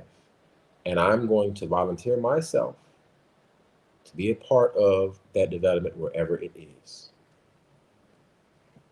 Islam. Right, Islam. For example, real briefly, I want to say this. I'll communicate this with a couple of my brothers and sisters.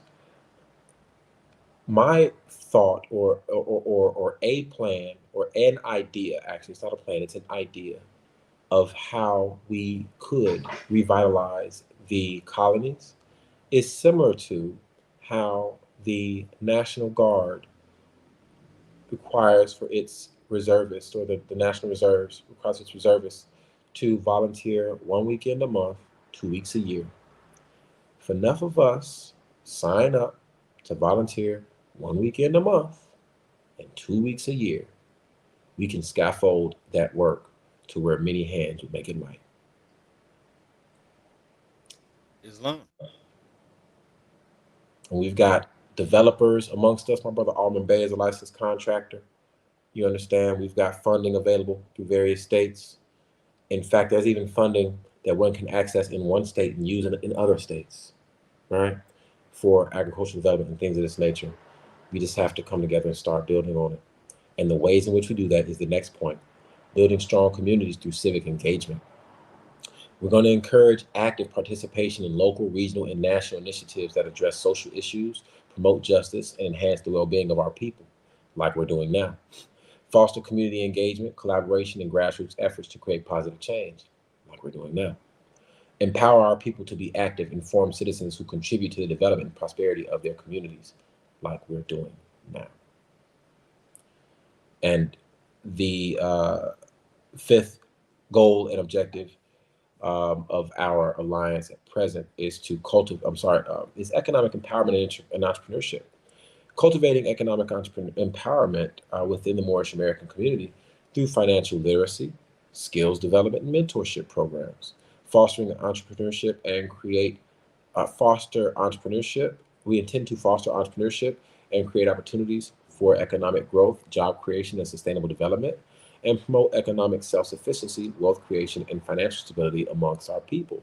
And again, Moors, none of these things are pipe dreams. All of these things already have tons of grant funding and departments that assist in this stuff. We're just going to start accessing it for us now. Let's go to the next slide, broski. The vision. Can you move my picture? I can't see the bottom. The vision is to see a vibrant and empowered Moorish-American community that embraces its rich heritage, achieves educational excellence, and participates actively in civic affairs, cultivates sustainable agricultural practices, and thrives economically through entrepreneurship, business ownership. We envision a society where Moorish-Americans are respected, their rights are protected, and their contributions are celebrated. By fostering unity, inclusivity, and social progress, we aim to create a future where all Moorish-Americans flourish and contribute to a more just and prosperous society. I like the vision. I like to see that vision. So here is our structure, our organizational structure for the Alliance itself. Again, we mentioned the 4 regional assemblages and the international assemblage. The Eastern region, here I need to send you a picture of the regionals so that that can be clear as to what they look like.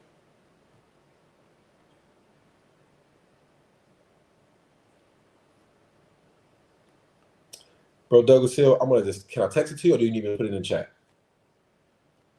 The picture. Oh, I can't put it in the chat. I'll just text it to you. Are you able to access that? Okay, pardon that. Hey, are you talking about the broken up map that was in the Yes. Facebook group? Yes. Okay, yeah. Don't worry about it. I got that. I'm about to bring it up. My brother. Just a minute. Honors to you, Moors, for sticking with us. We're 2 hours in, and we're almost closed. We're almost done. We've covered some good information.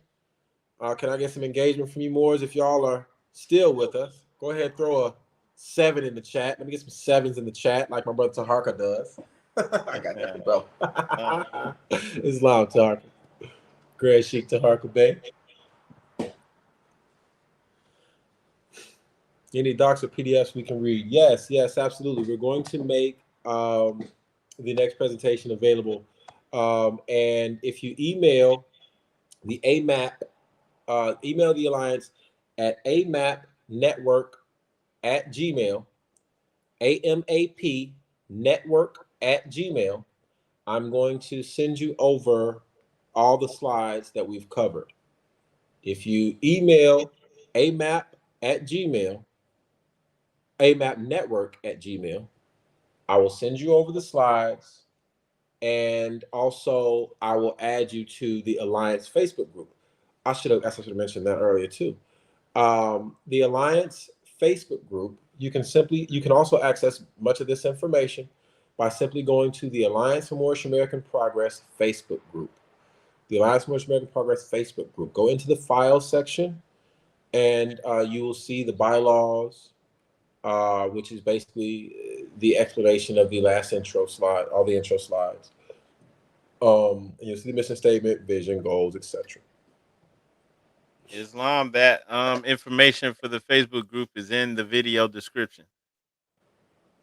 I appreciate it, my brother. And so these are our regions right here. We've got 4 regions, like I said, 4 regional assemblies. The Western region, you'll see the states. If your state's there, you're in the Western region. Your coordinator is Brother T. Watson Ill. He's on Facebook as L Masters. You'll see him. He's on a bunch of those posts that I've been making in regard to this stuff. He'll reach out to you if you have joined the Alliance. Jump on that post where we're asking what state you're in. He'll reach out to you. If you're in the Midwestern region, you see the states right there. You're in the Southern region, you see those states. The Northeastern region, you see it. The Northeastern region is smaller because it's more populous.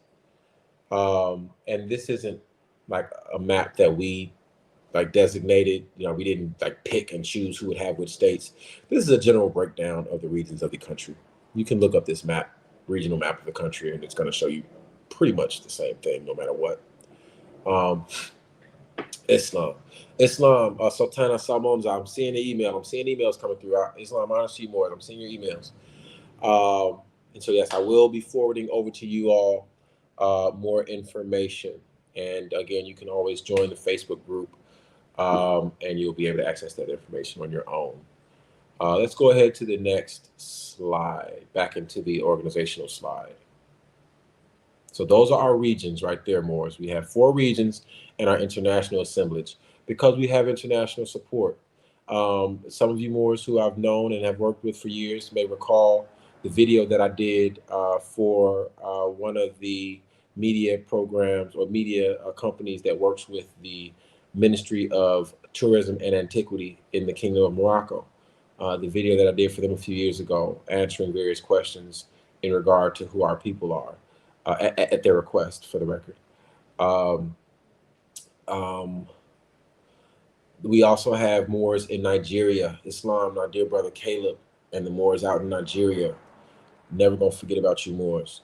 They've been very diligent in wanting to know more and just wanting to share more for years. And it's been somewhat difficult with the time difference and just sending things, it takes a lot of time to send stuff back and forth over there. But those Moors have definitely been dedicated to their desire to what they say, establishing the Moorish Science Temple of Nigeria. And I honor that. So yes, we have a regional international assemblage where we'll corral our international supporters as well for our cause. The various assemblages, they have state steering committees, which work to establish state chapters, like we mentioned, and then local steering committees, which work to establish the local chapters, like we mentioned. And those are peopled by allied Moorish-Americans for progress, well-wishers, sympathizers, and friends of Moorish-American progress, and institutions, honorary allies for Moorish-American progress. We'll be getting into a breakdown of what those things are just a moment. Let's go to the next slide.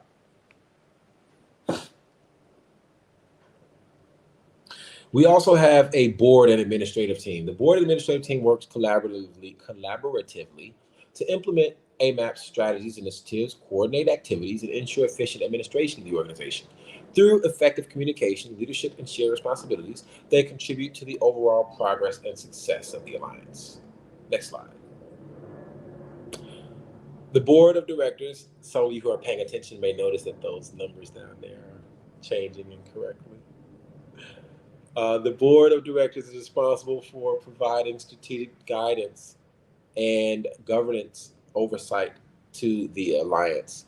It's comprised of dedicated individuals with diverse backgrounds, and the board sets the organization's overall direction, ensures compliance with legal and ethical standards, and makes key decisions regarding policies, programs, and financial matters. Their collective expertise and leadership help steer the organization towards achieving its mission and goals. At present, we only have 4 board members. We initially had a space for 7 board members, which means there is still room for 3 more board members. We'll get into the ways in which that's established in just a moment. The administrative team includes the national, regional, and state and local coordinators. The national coordinator serves as the primary leader and spokesperson of the Alliance. This individual is responsible for overseeing the organization's operations, coordinating activities at the national level, and representing the Alliance in external engagements. The national coordinator works closely with other board and administrative team members to ensure effective communication, collaboration, and implementation of the AMAP strategies, goals, and initiatives. Islam, I am currently the national coordinator. The regional coordinators, they play a vital role in facilitating the activities within their respective regions. They provide leadership, guidance, and support to state and local coordinators, helping to align efforts and promote cohesion across the organization.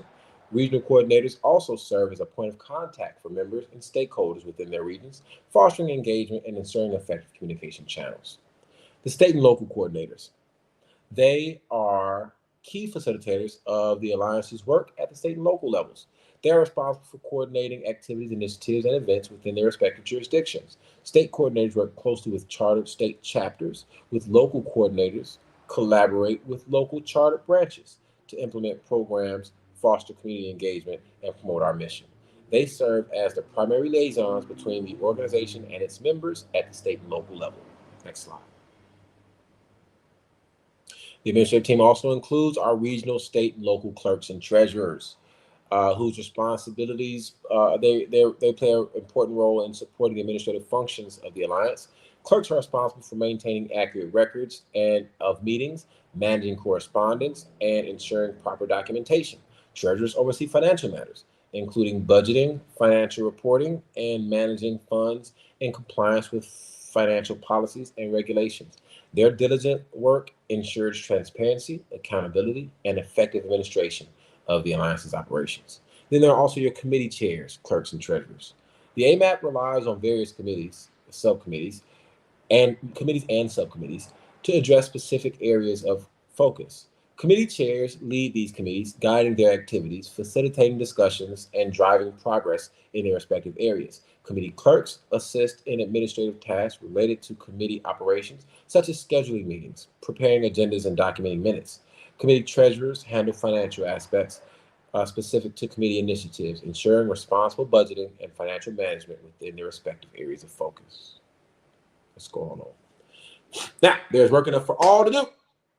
Members are elevated to roles of pinnacle responsibility based on their capacity and interest to act in given environments and subject matter areas.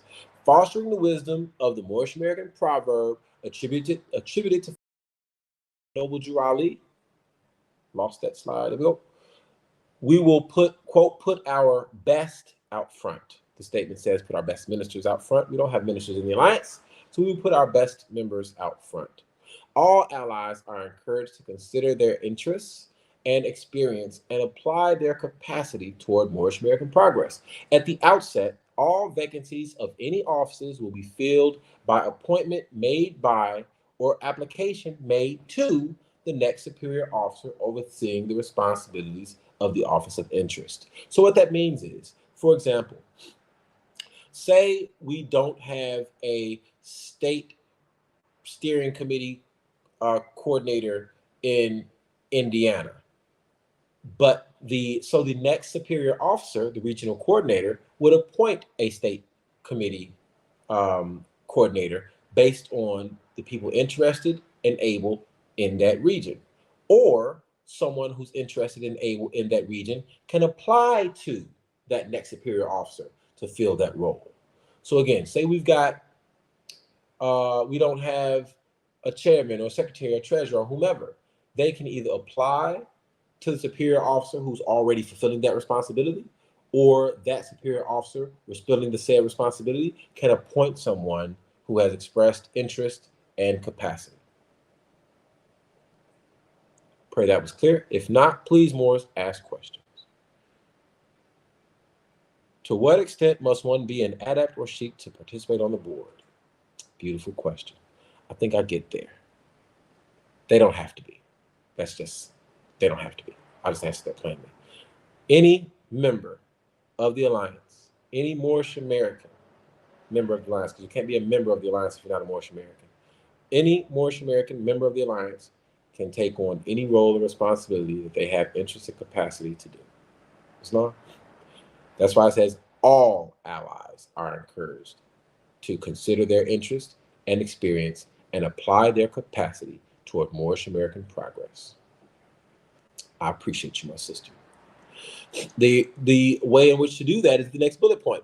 Simply send a, quote, letter of interest and your resume or CV to the next superior officer for review and recommendation by that superior officer to the board for the formal appointment to the administrative team. If you want to be on the administrative team, simply send your letter of interest and a resume so that they can consider, okay, this person's interested, great, but according to the resume, they're also qualified and have the capacity. So that warrants, it makes sense. We don't want to just appoint people just because. We're not doing that. At and after our first convention, vacancies will be filled by election of votes of qualified members. This is not the Moorish Science Temple of America. This is a nonprofit organization where all qualified members will have equal vote.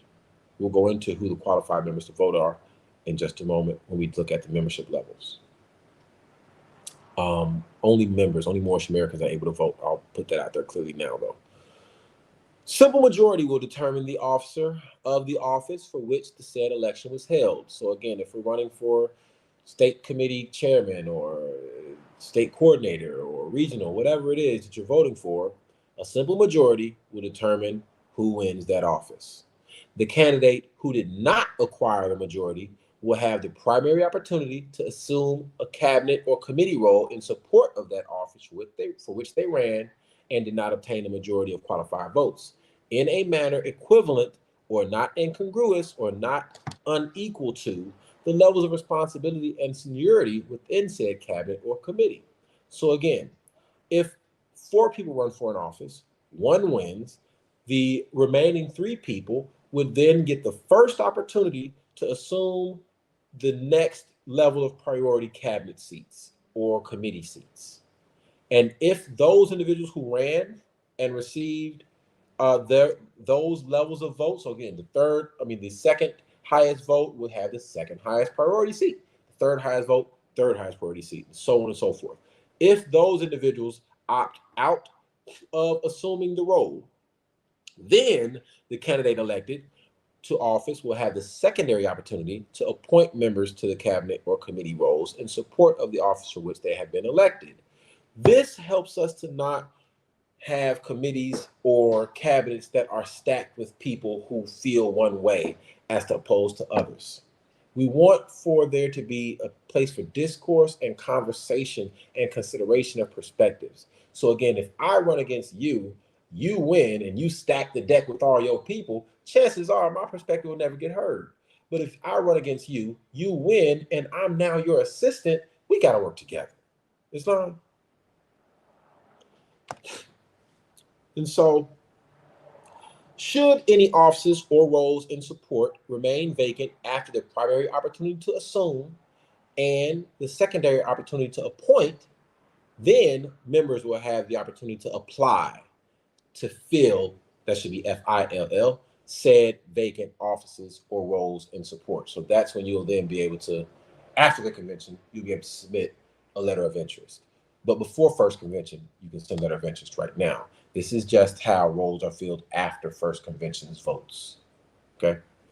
Term limits and similar aspects of government will be determined at the annual conventions and special meetings of the General Assembly of Allies for Moorish-American Progress, held for that purpose after no less than 45 days from the first, quote, notice to all allies, and no less than 2 follow-up notices to all allies have been issued by the Secretary of the Board of Directors or their designee. So, term limits and other aspects of government are to be determined at the annual convention or a special meeting for that purpose. So, for example, say if we find out or figure out that there's something in the bylaws missing or something needs to be changed, we'll call a special meeting for that purpose. But the special meeting can't be held until after 45 days from the first notice and after 2 follow-up notices have gone out to all allies, letting them know we're about to change something within the organization. You should be a part of this meeting. Go to the next slide, bro. Islam, brother, that was the last slide. Yeah, that's all the slides. My apologies. Yeah. So there's work enough for all to do Moors with the alliance. That is a breakdown of the structure, how it functions, and how, what it will function toward. The last presentation here is just 7 quick slides to explain the various membership levels of the alliance. That's the membership levels pamphlet. That should be the last, the one I emailed you. Again, Moors, while our brother is pulling up that slide, can I make sure that everyone is still with us? Can we get some more 7s in the chat? I saw a bunch of them a second ago. Islam to everyone, by the way. Islam, Islam, Islam. Brother Justin Hunter, Islam, bro, say let's build. I answered the question. If there are any other questions, Moors, again, please ask them. Any questions, please ask them. Are there questions on the Facebook? I can't see that one. Okay, it looks like we're good to go. I don't see any questions on here. All right, good. So, the Alliance for Moorish-American Progress, a national think tank and action network. This is our membership levels and support tiers pamphlet. This is also accessible right in the Facebook group. It's in the file section. Pull it on up. At the end of this pamphlet, there are QR codes that you can scan to access a membership application of your choice. Islam? This is the membership level support tiers pamphlet with our benefits, expectations, and financial obligations. The Alliance for Moorish-American Progress is an at-will alliance, established, preserved, and terminable, ended upon 30-day notice and written request of the concerned. So, again, you can establish a relationship or end your relationship with the alliance with simply a 30-day notice or request. Let's go to the next slide. All allies and members must preserve and practice the social duties from the divine instructions from the Holy Prophet Noble Drew Ali. Chapter 30, Holy Instructions from the Prophet, the social duties. When thou considerest thy wants, when thou beholdest thy imperfections, acknowledge his goodness, Son of humanity, who honored thee with humanity, endow thee with speech, and place thee in society to receive and confer reciprocal help. Pardon me, Morris. My esophagus is acting up with the hiccups. Reciprocal helps and mutual obligations, protection from injuries, Thy enjoyments of the comforts and the pleasures of life, all these thou owest to the assistance of others, and couldst not enjoy but in the bands of society. It is thy duty, therefore, for that reason, to be a friend to mankind, as it is thy interest that man should be friendly to thee. As the rose breatheth sweetness from its own nature, so the heart of a benevolent man produces good works. He enjoyeth the ease and tranquility of his own breast, and rejoiceth in the happiness and prosperity of his neighbor. He openeth not his ear unto slander. The faults and failings of men give a pain to his heart. His desire is to do good, and he researcheth out the occasions thereof. In removing the oppression of another, he relieveth himself. From the largeness of his mind, he comprehendeth in his wishes the happiness of all men, and from the generosity of his heart, he endeavoreth to promote it. We must all practice and preserve those in divine instructions. Allied members, active Moorish-Americans. Can you bring the slide, I guess blow the slide a bit more for me, or fill the screen with the slide? Is that possible? My eyes aren't as good as they used to be. So the first level of membership is an honored ally. Their benefits include access to the nationwide and local think tank and action network that's dedicated to our progress. They get a membership card and access to attend committee meetings as a non-voting member. They also get access to all General Alliance events, classes, and info sessions, and the newsletter. They have access to the Alliance Facebook group with educational and organizational materials, recordings, tutorials, trainings, discussion boards, reports, research, and initiatives. Their expectations include attending one committee meeting, class. That's much better. Thank you, bro. Scroll down for me. One committee meeting, class, or info session per year. This includes as a committee meeting, class, or info session. Actually, you attended several committee meetings or info sessions because the civic political meeting had one, the outreach engagement committee had another, and the membership. So this is 3 info sessions that you've already sat in, if you sat through all of them. Your expectations also as an honored ally is to attend the annual convention of allies for Moorish-American Progress or the State of the Alliance address, and participate in at least one uplifting act per year. Your financial obligation will be $10 a month. It takes finance, of course, to move any organization, my brothers and sisters. That's not a joke. Let's go up to the top again. Let's discuss the middle range of membership, the foundational ally. Our foundational allies, they have similar benefits to the honored ally with access to the group itself, a membership card that expresses their particular level of membership. They have voting rights, though. And they also get discounted event prices. And of course, access to the newsletter and the Facebook group with the research materials and whatnot. The reason why these are voting members and they get discounted events is because they're expected to do and contribute more. They attend at least one committee meeting, class, or session every quarter. Got to stay abreast of what's going on. They attend 2 General Assembly meetings every year. The annual convention and the annual State of the Alliance address are not included in those two General Assembly meetings every year. General Assembly meets once a quarter.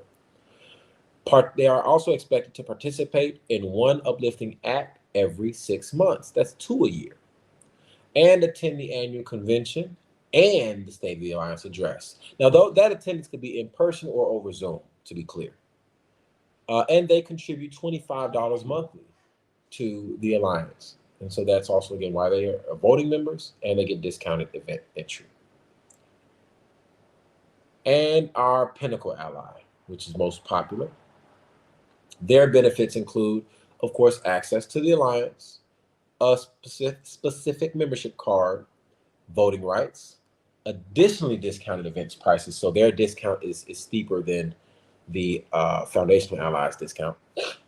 And they also have access to the newsletter and the organizational materials, recordings, training tutorials, etc. Their expectations, though, they're doing a little more work. That's why they're the Pinnacle allies. They attend one meeting, class, or info session every month. they're probably on a committee. They attend General Assembly meetings once a quarter and participate in one uplifting act every quarter. They attend the annual convention and the State of the Alliance address. These are our pinnacle allies. They contribute $50 a month. They are some of our foremost contributors to progress. As you see those asterisks there, committee members and officers' level of commitment and engagement is subject to the responsibility and expectations of the said committee or office, as can be expected. You might be a foundational ally and have to attend more meetings because you're on a committee. That's your responsibility from joining that committee. But these are the minimum expectations. Also, financially, the foundational ally, the pinnacle allies, are able to bundle their contribution into $145 quarterly, and that would save them $20 a year, $280 biannually, that's every 6 months, twice a year, that saves them $40 a year, or $500 in a lump sum once a year, that saves you $100 per year in your contribution. Let's go on to the next slide. Our allied non-members, non-member Moorish-Americans, and others who support Moorish-American Progress. Moorish-Americans who may not at this time be able or desire to become a full member of the alliance, but would like to support the work and stay abreast of the work. The first level is sympathizers. Their benefits include a sympathizer's appreciation and identification card, the newsletter, and access to the Facebook group. Their expectations, of course, they don't have access to many other things. Their expectations are to attend at least one committee meeting, class, or info session a year, and this could be it. Attend annual convention for Moorish-Americans or the State of the Alliance address in person or over Zoom, and participate in at least one uplifting act a year. Their financial expectation is a one-time donation of anywhere from $1 to $99 a year, or $25 quarterly, depending on what they're interested and able to do.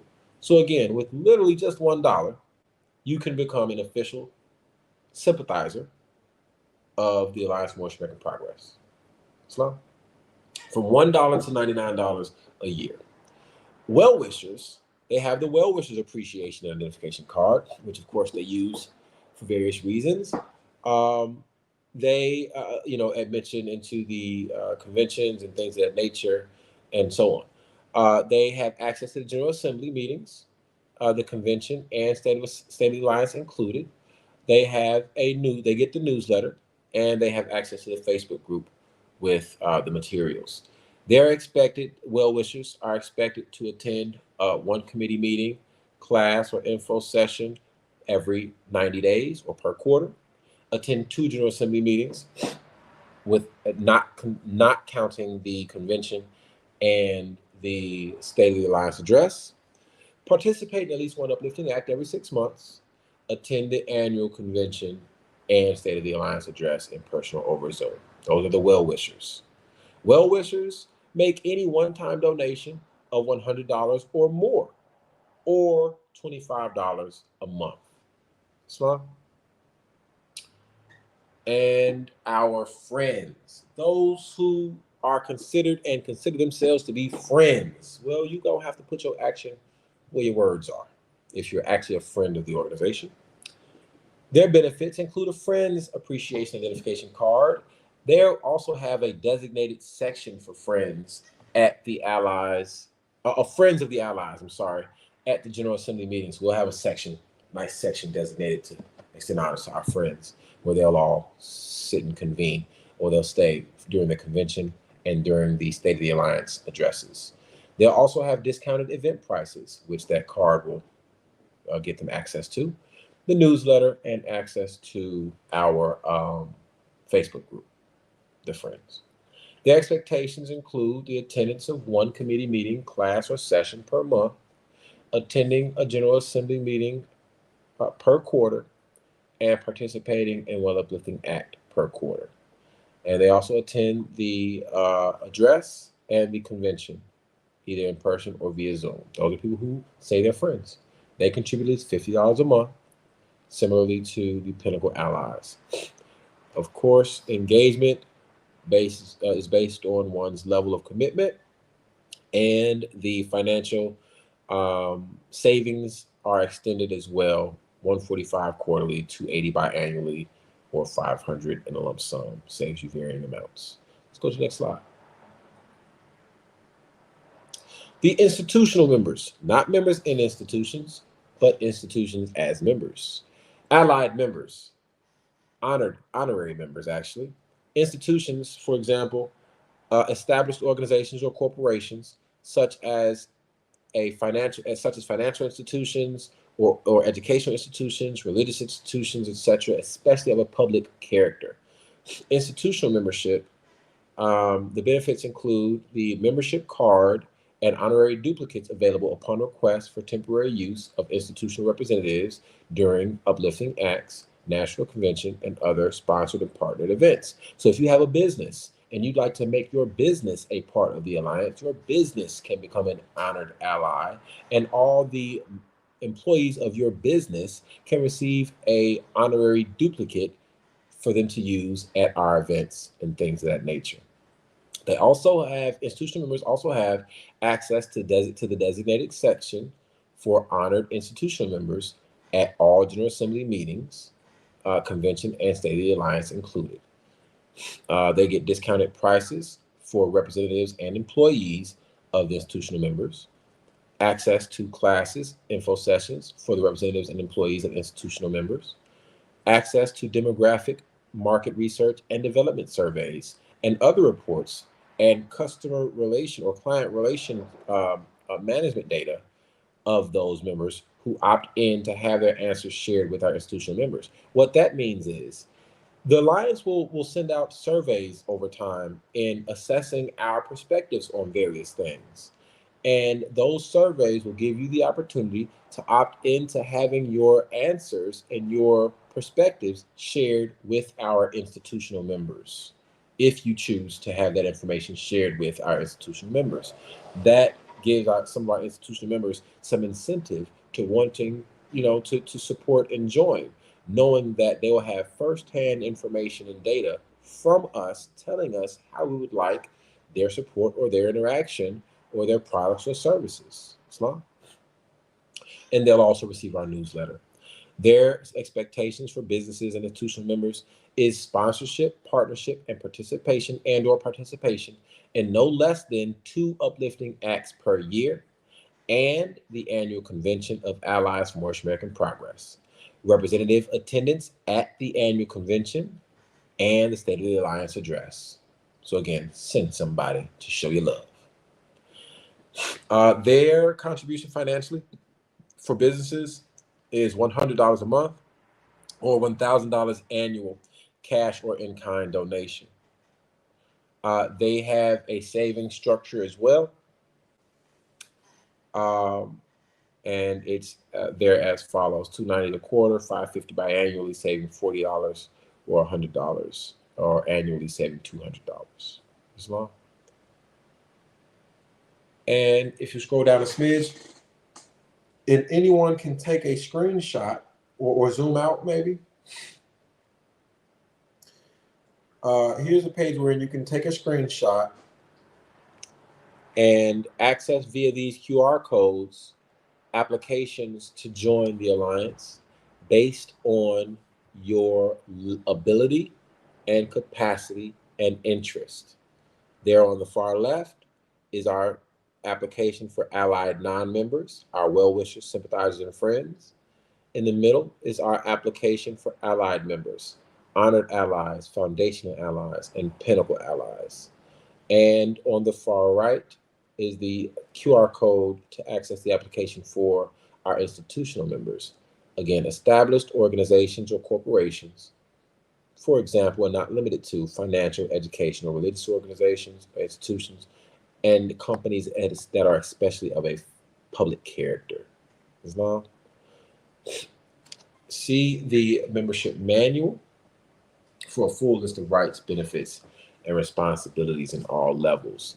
Alliance for Moorish-American Progress is your national think tank and action network. There is our AMAP secretary's email down there at the bottom, as well as a phone number. You can contact the AMAP secretary at that email. We've been having some issues with the phone on today. I've spent a lot of time on the phone with T-Mobile today. A lot of y'all know Mercury is in retrograde, so we can expect some communication and technological delays. But feel free to email us. Feel free to email us, and we will certainly get back to you. And you can join us in the Facebook group also for more questions.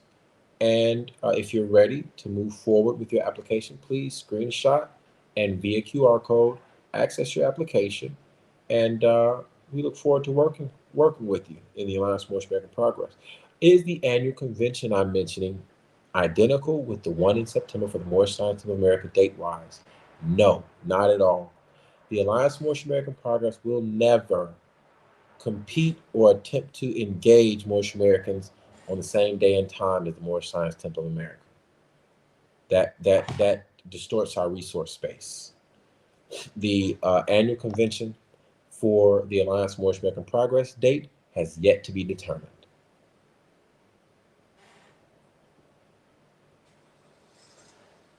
All right, Islam. Are there any other questions? Any other questions in regard to the Alliance for Moorish-American Progress, the legislation that we've submitted, some of the efforts that we intend to engage?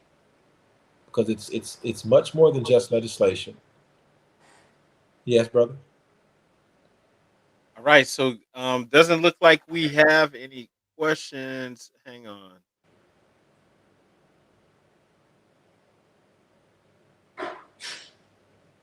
Okay,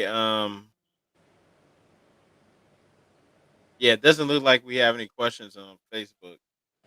There's one on YouTube. Yeah. So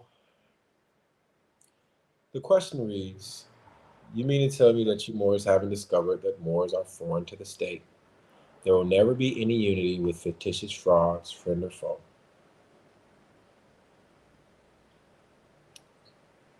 The Moorish Science Temple of America is incorporated in the state of Illinois.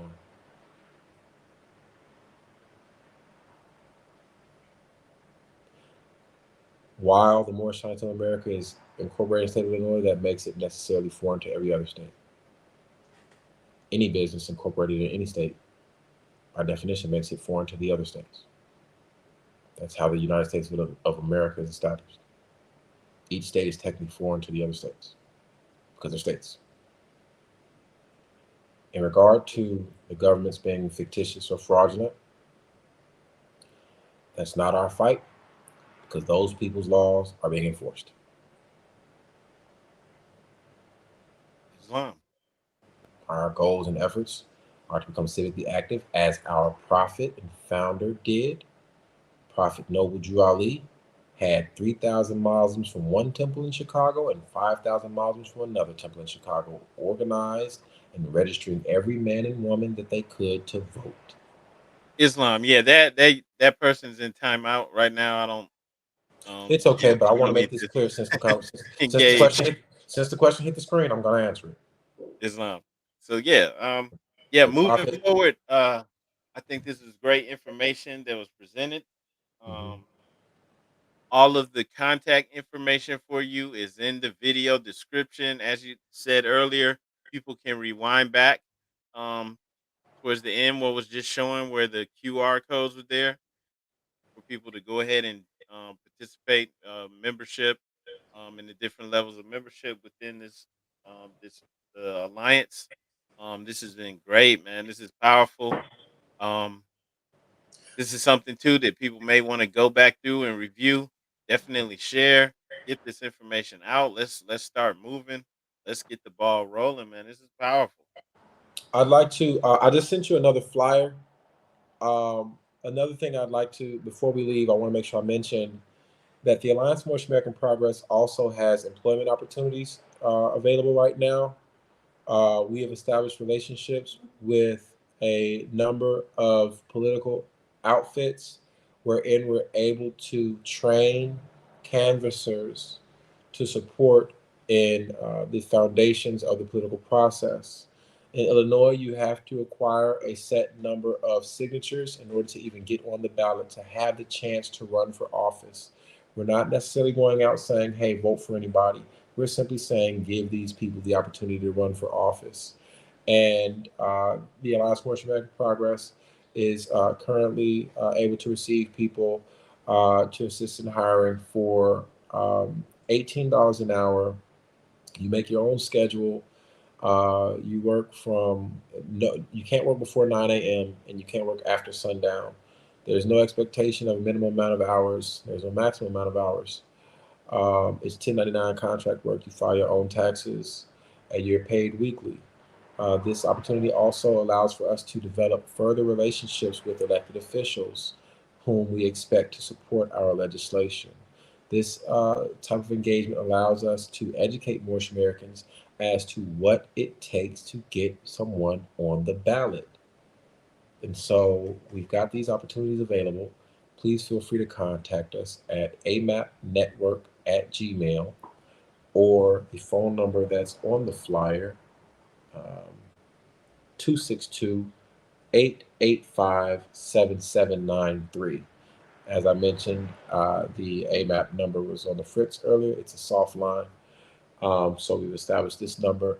We're doing orientations for canvassers actually tomorrow morning at 8 a.m., 8 to 10 a.m. It's a paid orientation.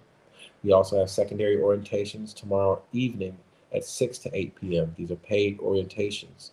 The canvassing session or season starts in September. September 5th to be exact. That will be the first day of full work for those who desire or are interested and able to go into work. And they'll work up and through the election, the primary election, which is in March. We'll take a quick break and come right back and double back down for 7 more months until just after the November election. Yes, this canvassing opportunity is in Illinois at present. These are the types of things that we want to help others to learn how to establish in their areas as well, so that we can become civically active and engaged. And phone banks, well, right now it's just boots on the ground.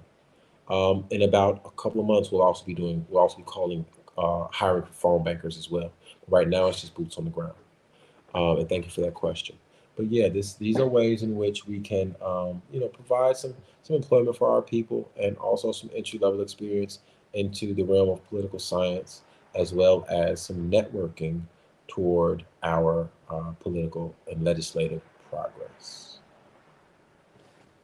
I pray that that's found beneficial. All right, definitely, brother. Gratitude for sharing that, and just once again for sharing practical measures to get things rolling.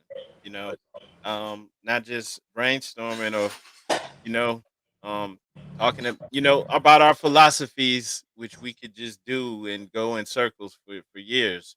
This is practical. This is real, and I love it, man. And I see the love, coming from the chat too. So Praise the definitely, this is a great thing, brother. And the information is powerful. The contact info, I just want to remind everybody, is here. It's in the video description. I saw some people asking for your contact info. All of that is in the video description. If you're watching this live, make sure to come back to YouTube to watch it, the whole thing, so that you can capture everything that was in here. And once again, also that all that info is in the video description. Yes, yes, indeed. Please reach out to us. The Alliance for Moorish-American Progress Facebook group, please join it. Follow my pages to stay abreast on what's going on. Follow the Alliance pages to stay abreast on what's going on. There's work enough for all to do. Your support is sincerely appreciated, Moors. If I can leave by saying this one thing, Moors, we don't often have a lot of support. Oftentimes, we spend a lot of our time fighting with each other. And so to receive the support of our people is oftentimes the rocket fuel that we need to keep going. So I appreciate you all for your support and your encouragement. Shoot me a text message or an inbox and just let me know when you're going in the right direction. I can really appreciate it sometimes. Peace. Right. Gratitude, brother. This has been powerful. I appreciate you. Inshallah, we do this again sometime, and looking forward to working with you and supporting to help get this alliance moving forward. And it's been a pleasure. My pleasure to have you on here. Likewise, dear brother. Likewise. I also want to extend my honors. I don't want to leave the call if I can. I apologize. I want to extend honors to my national Grand Sheiks who raised me, Sister Anise Sanders Bay.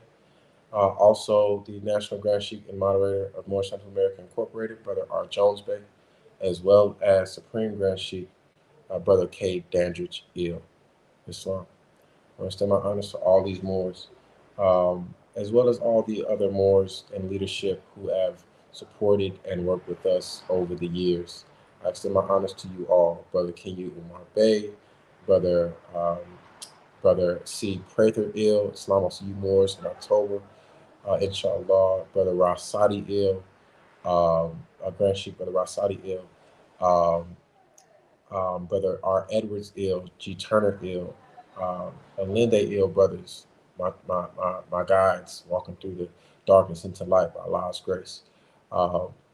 Shakur Bey, by Allah's grace, these Moors who have been with me and supported my work, even though I have been a hard-headed young Moor at times.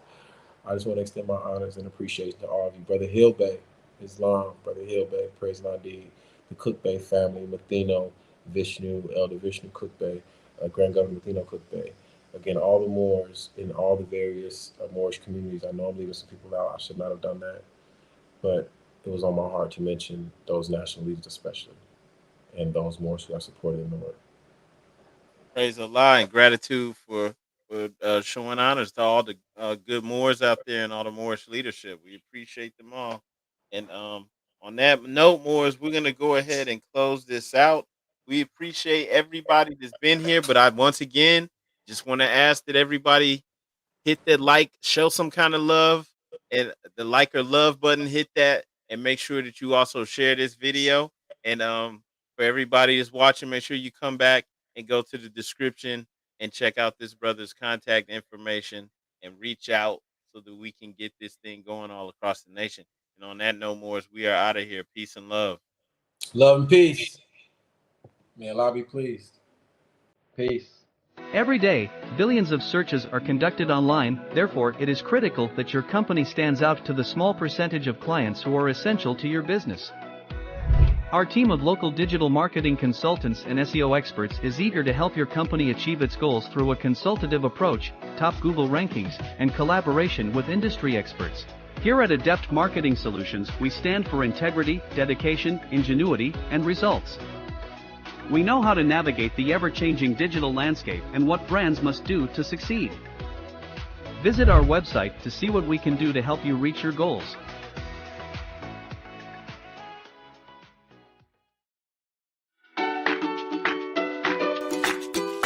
CareMore is a non-profit organization focused on providing goods and services to families and individuals in our underfunded communities in Central Ohio.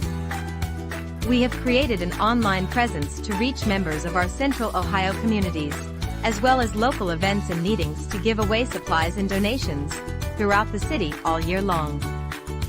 Visit our website to learn more and to send a donation.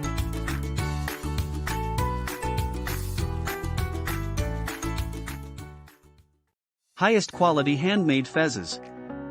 Crafted fez with the finest wool, complete with tassel and leather sweatband. Wear the national headdress of Moorish-Americans with pride and respect. 3XL size fez is a comfortable fit for brothers with dreadlocks. Shipping worldwide. Go to moorishfez.com to order. Don't let your history start at slavery.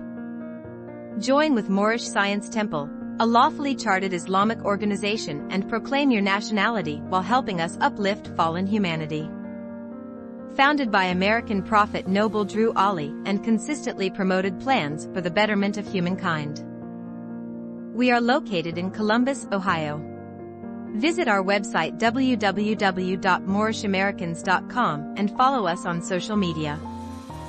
We hold live meetings on Zoom every Friday and Sunday at 7 p.m. Eastern Standard Time. Give us a call at 614-407-4394 if you would like to join or send donations to help us uplift fallen humanity.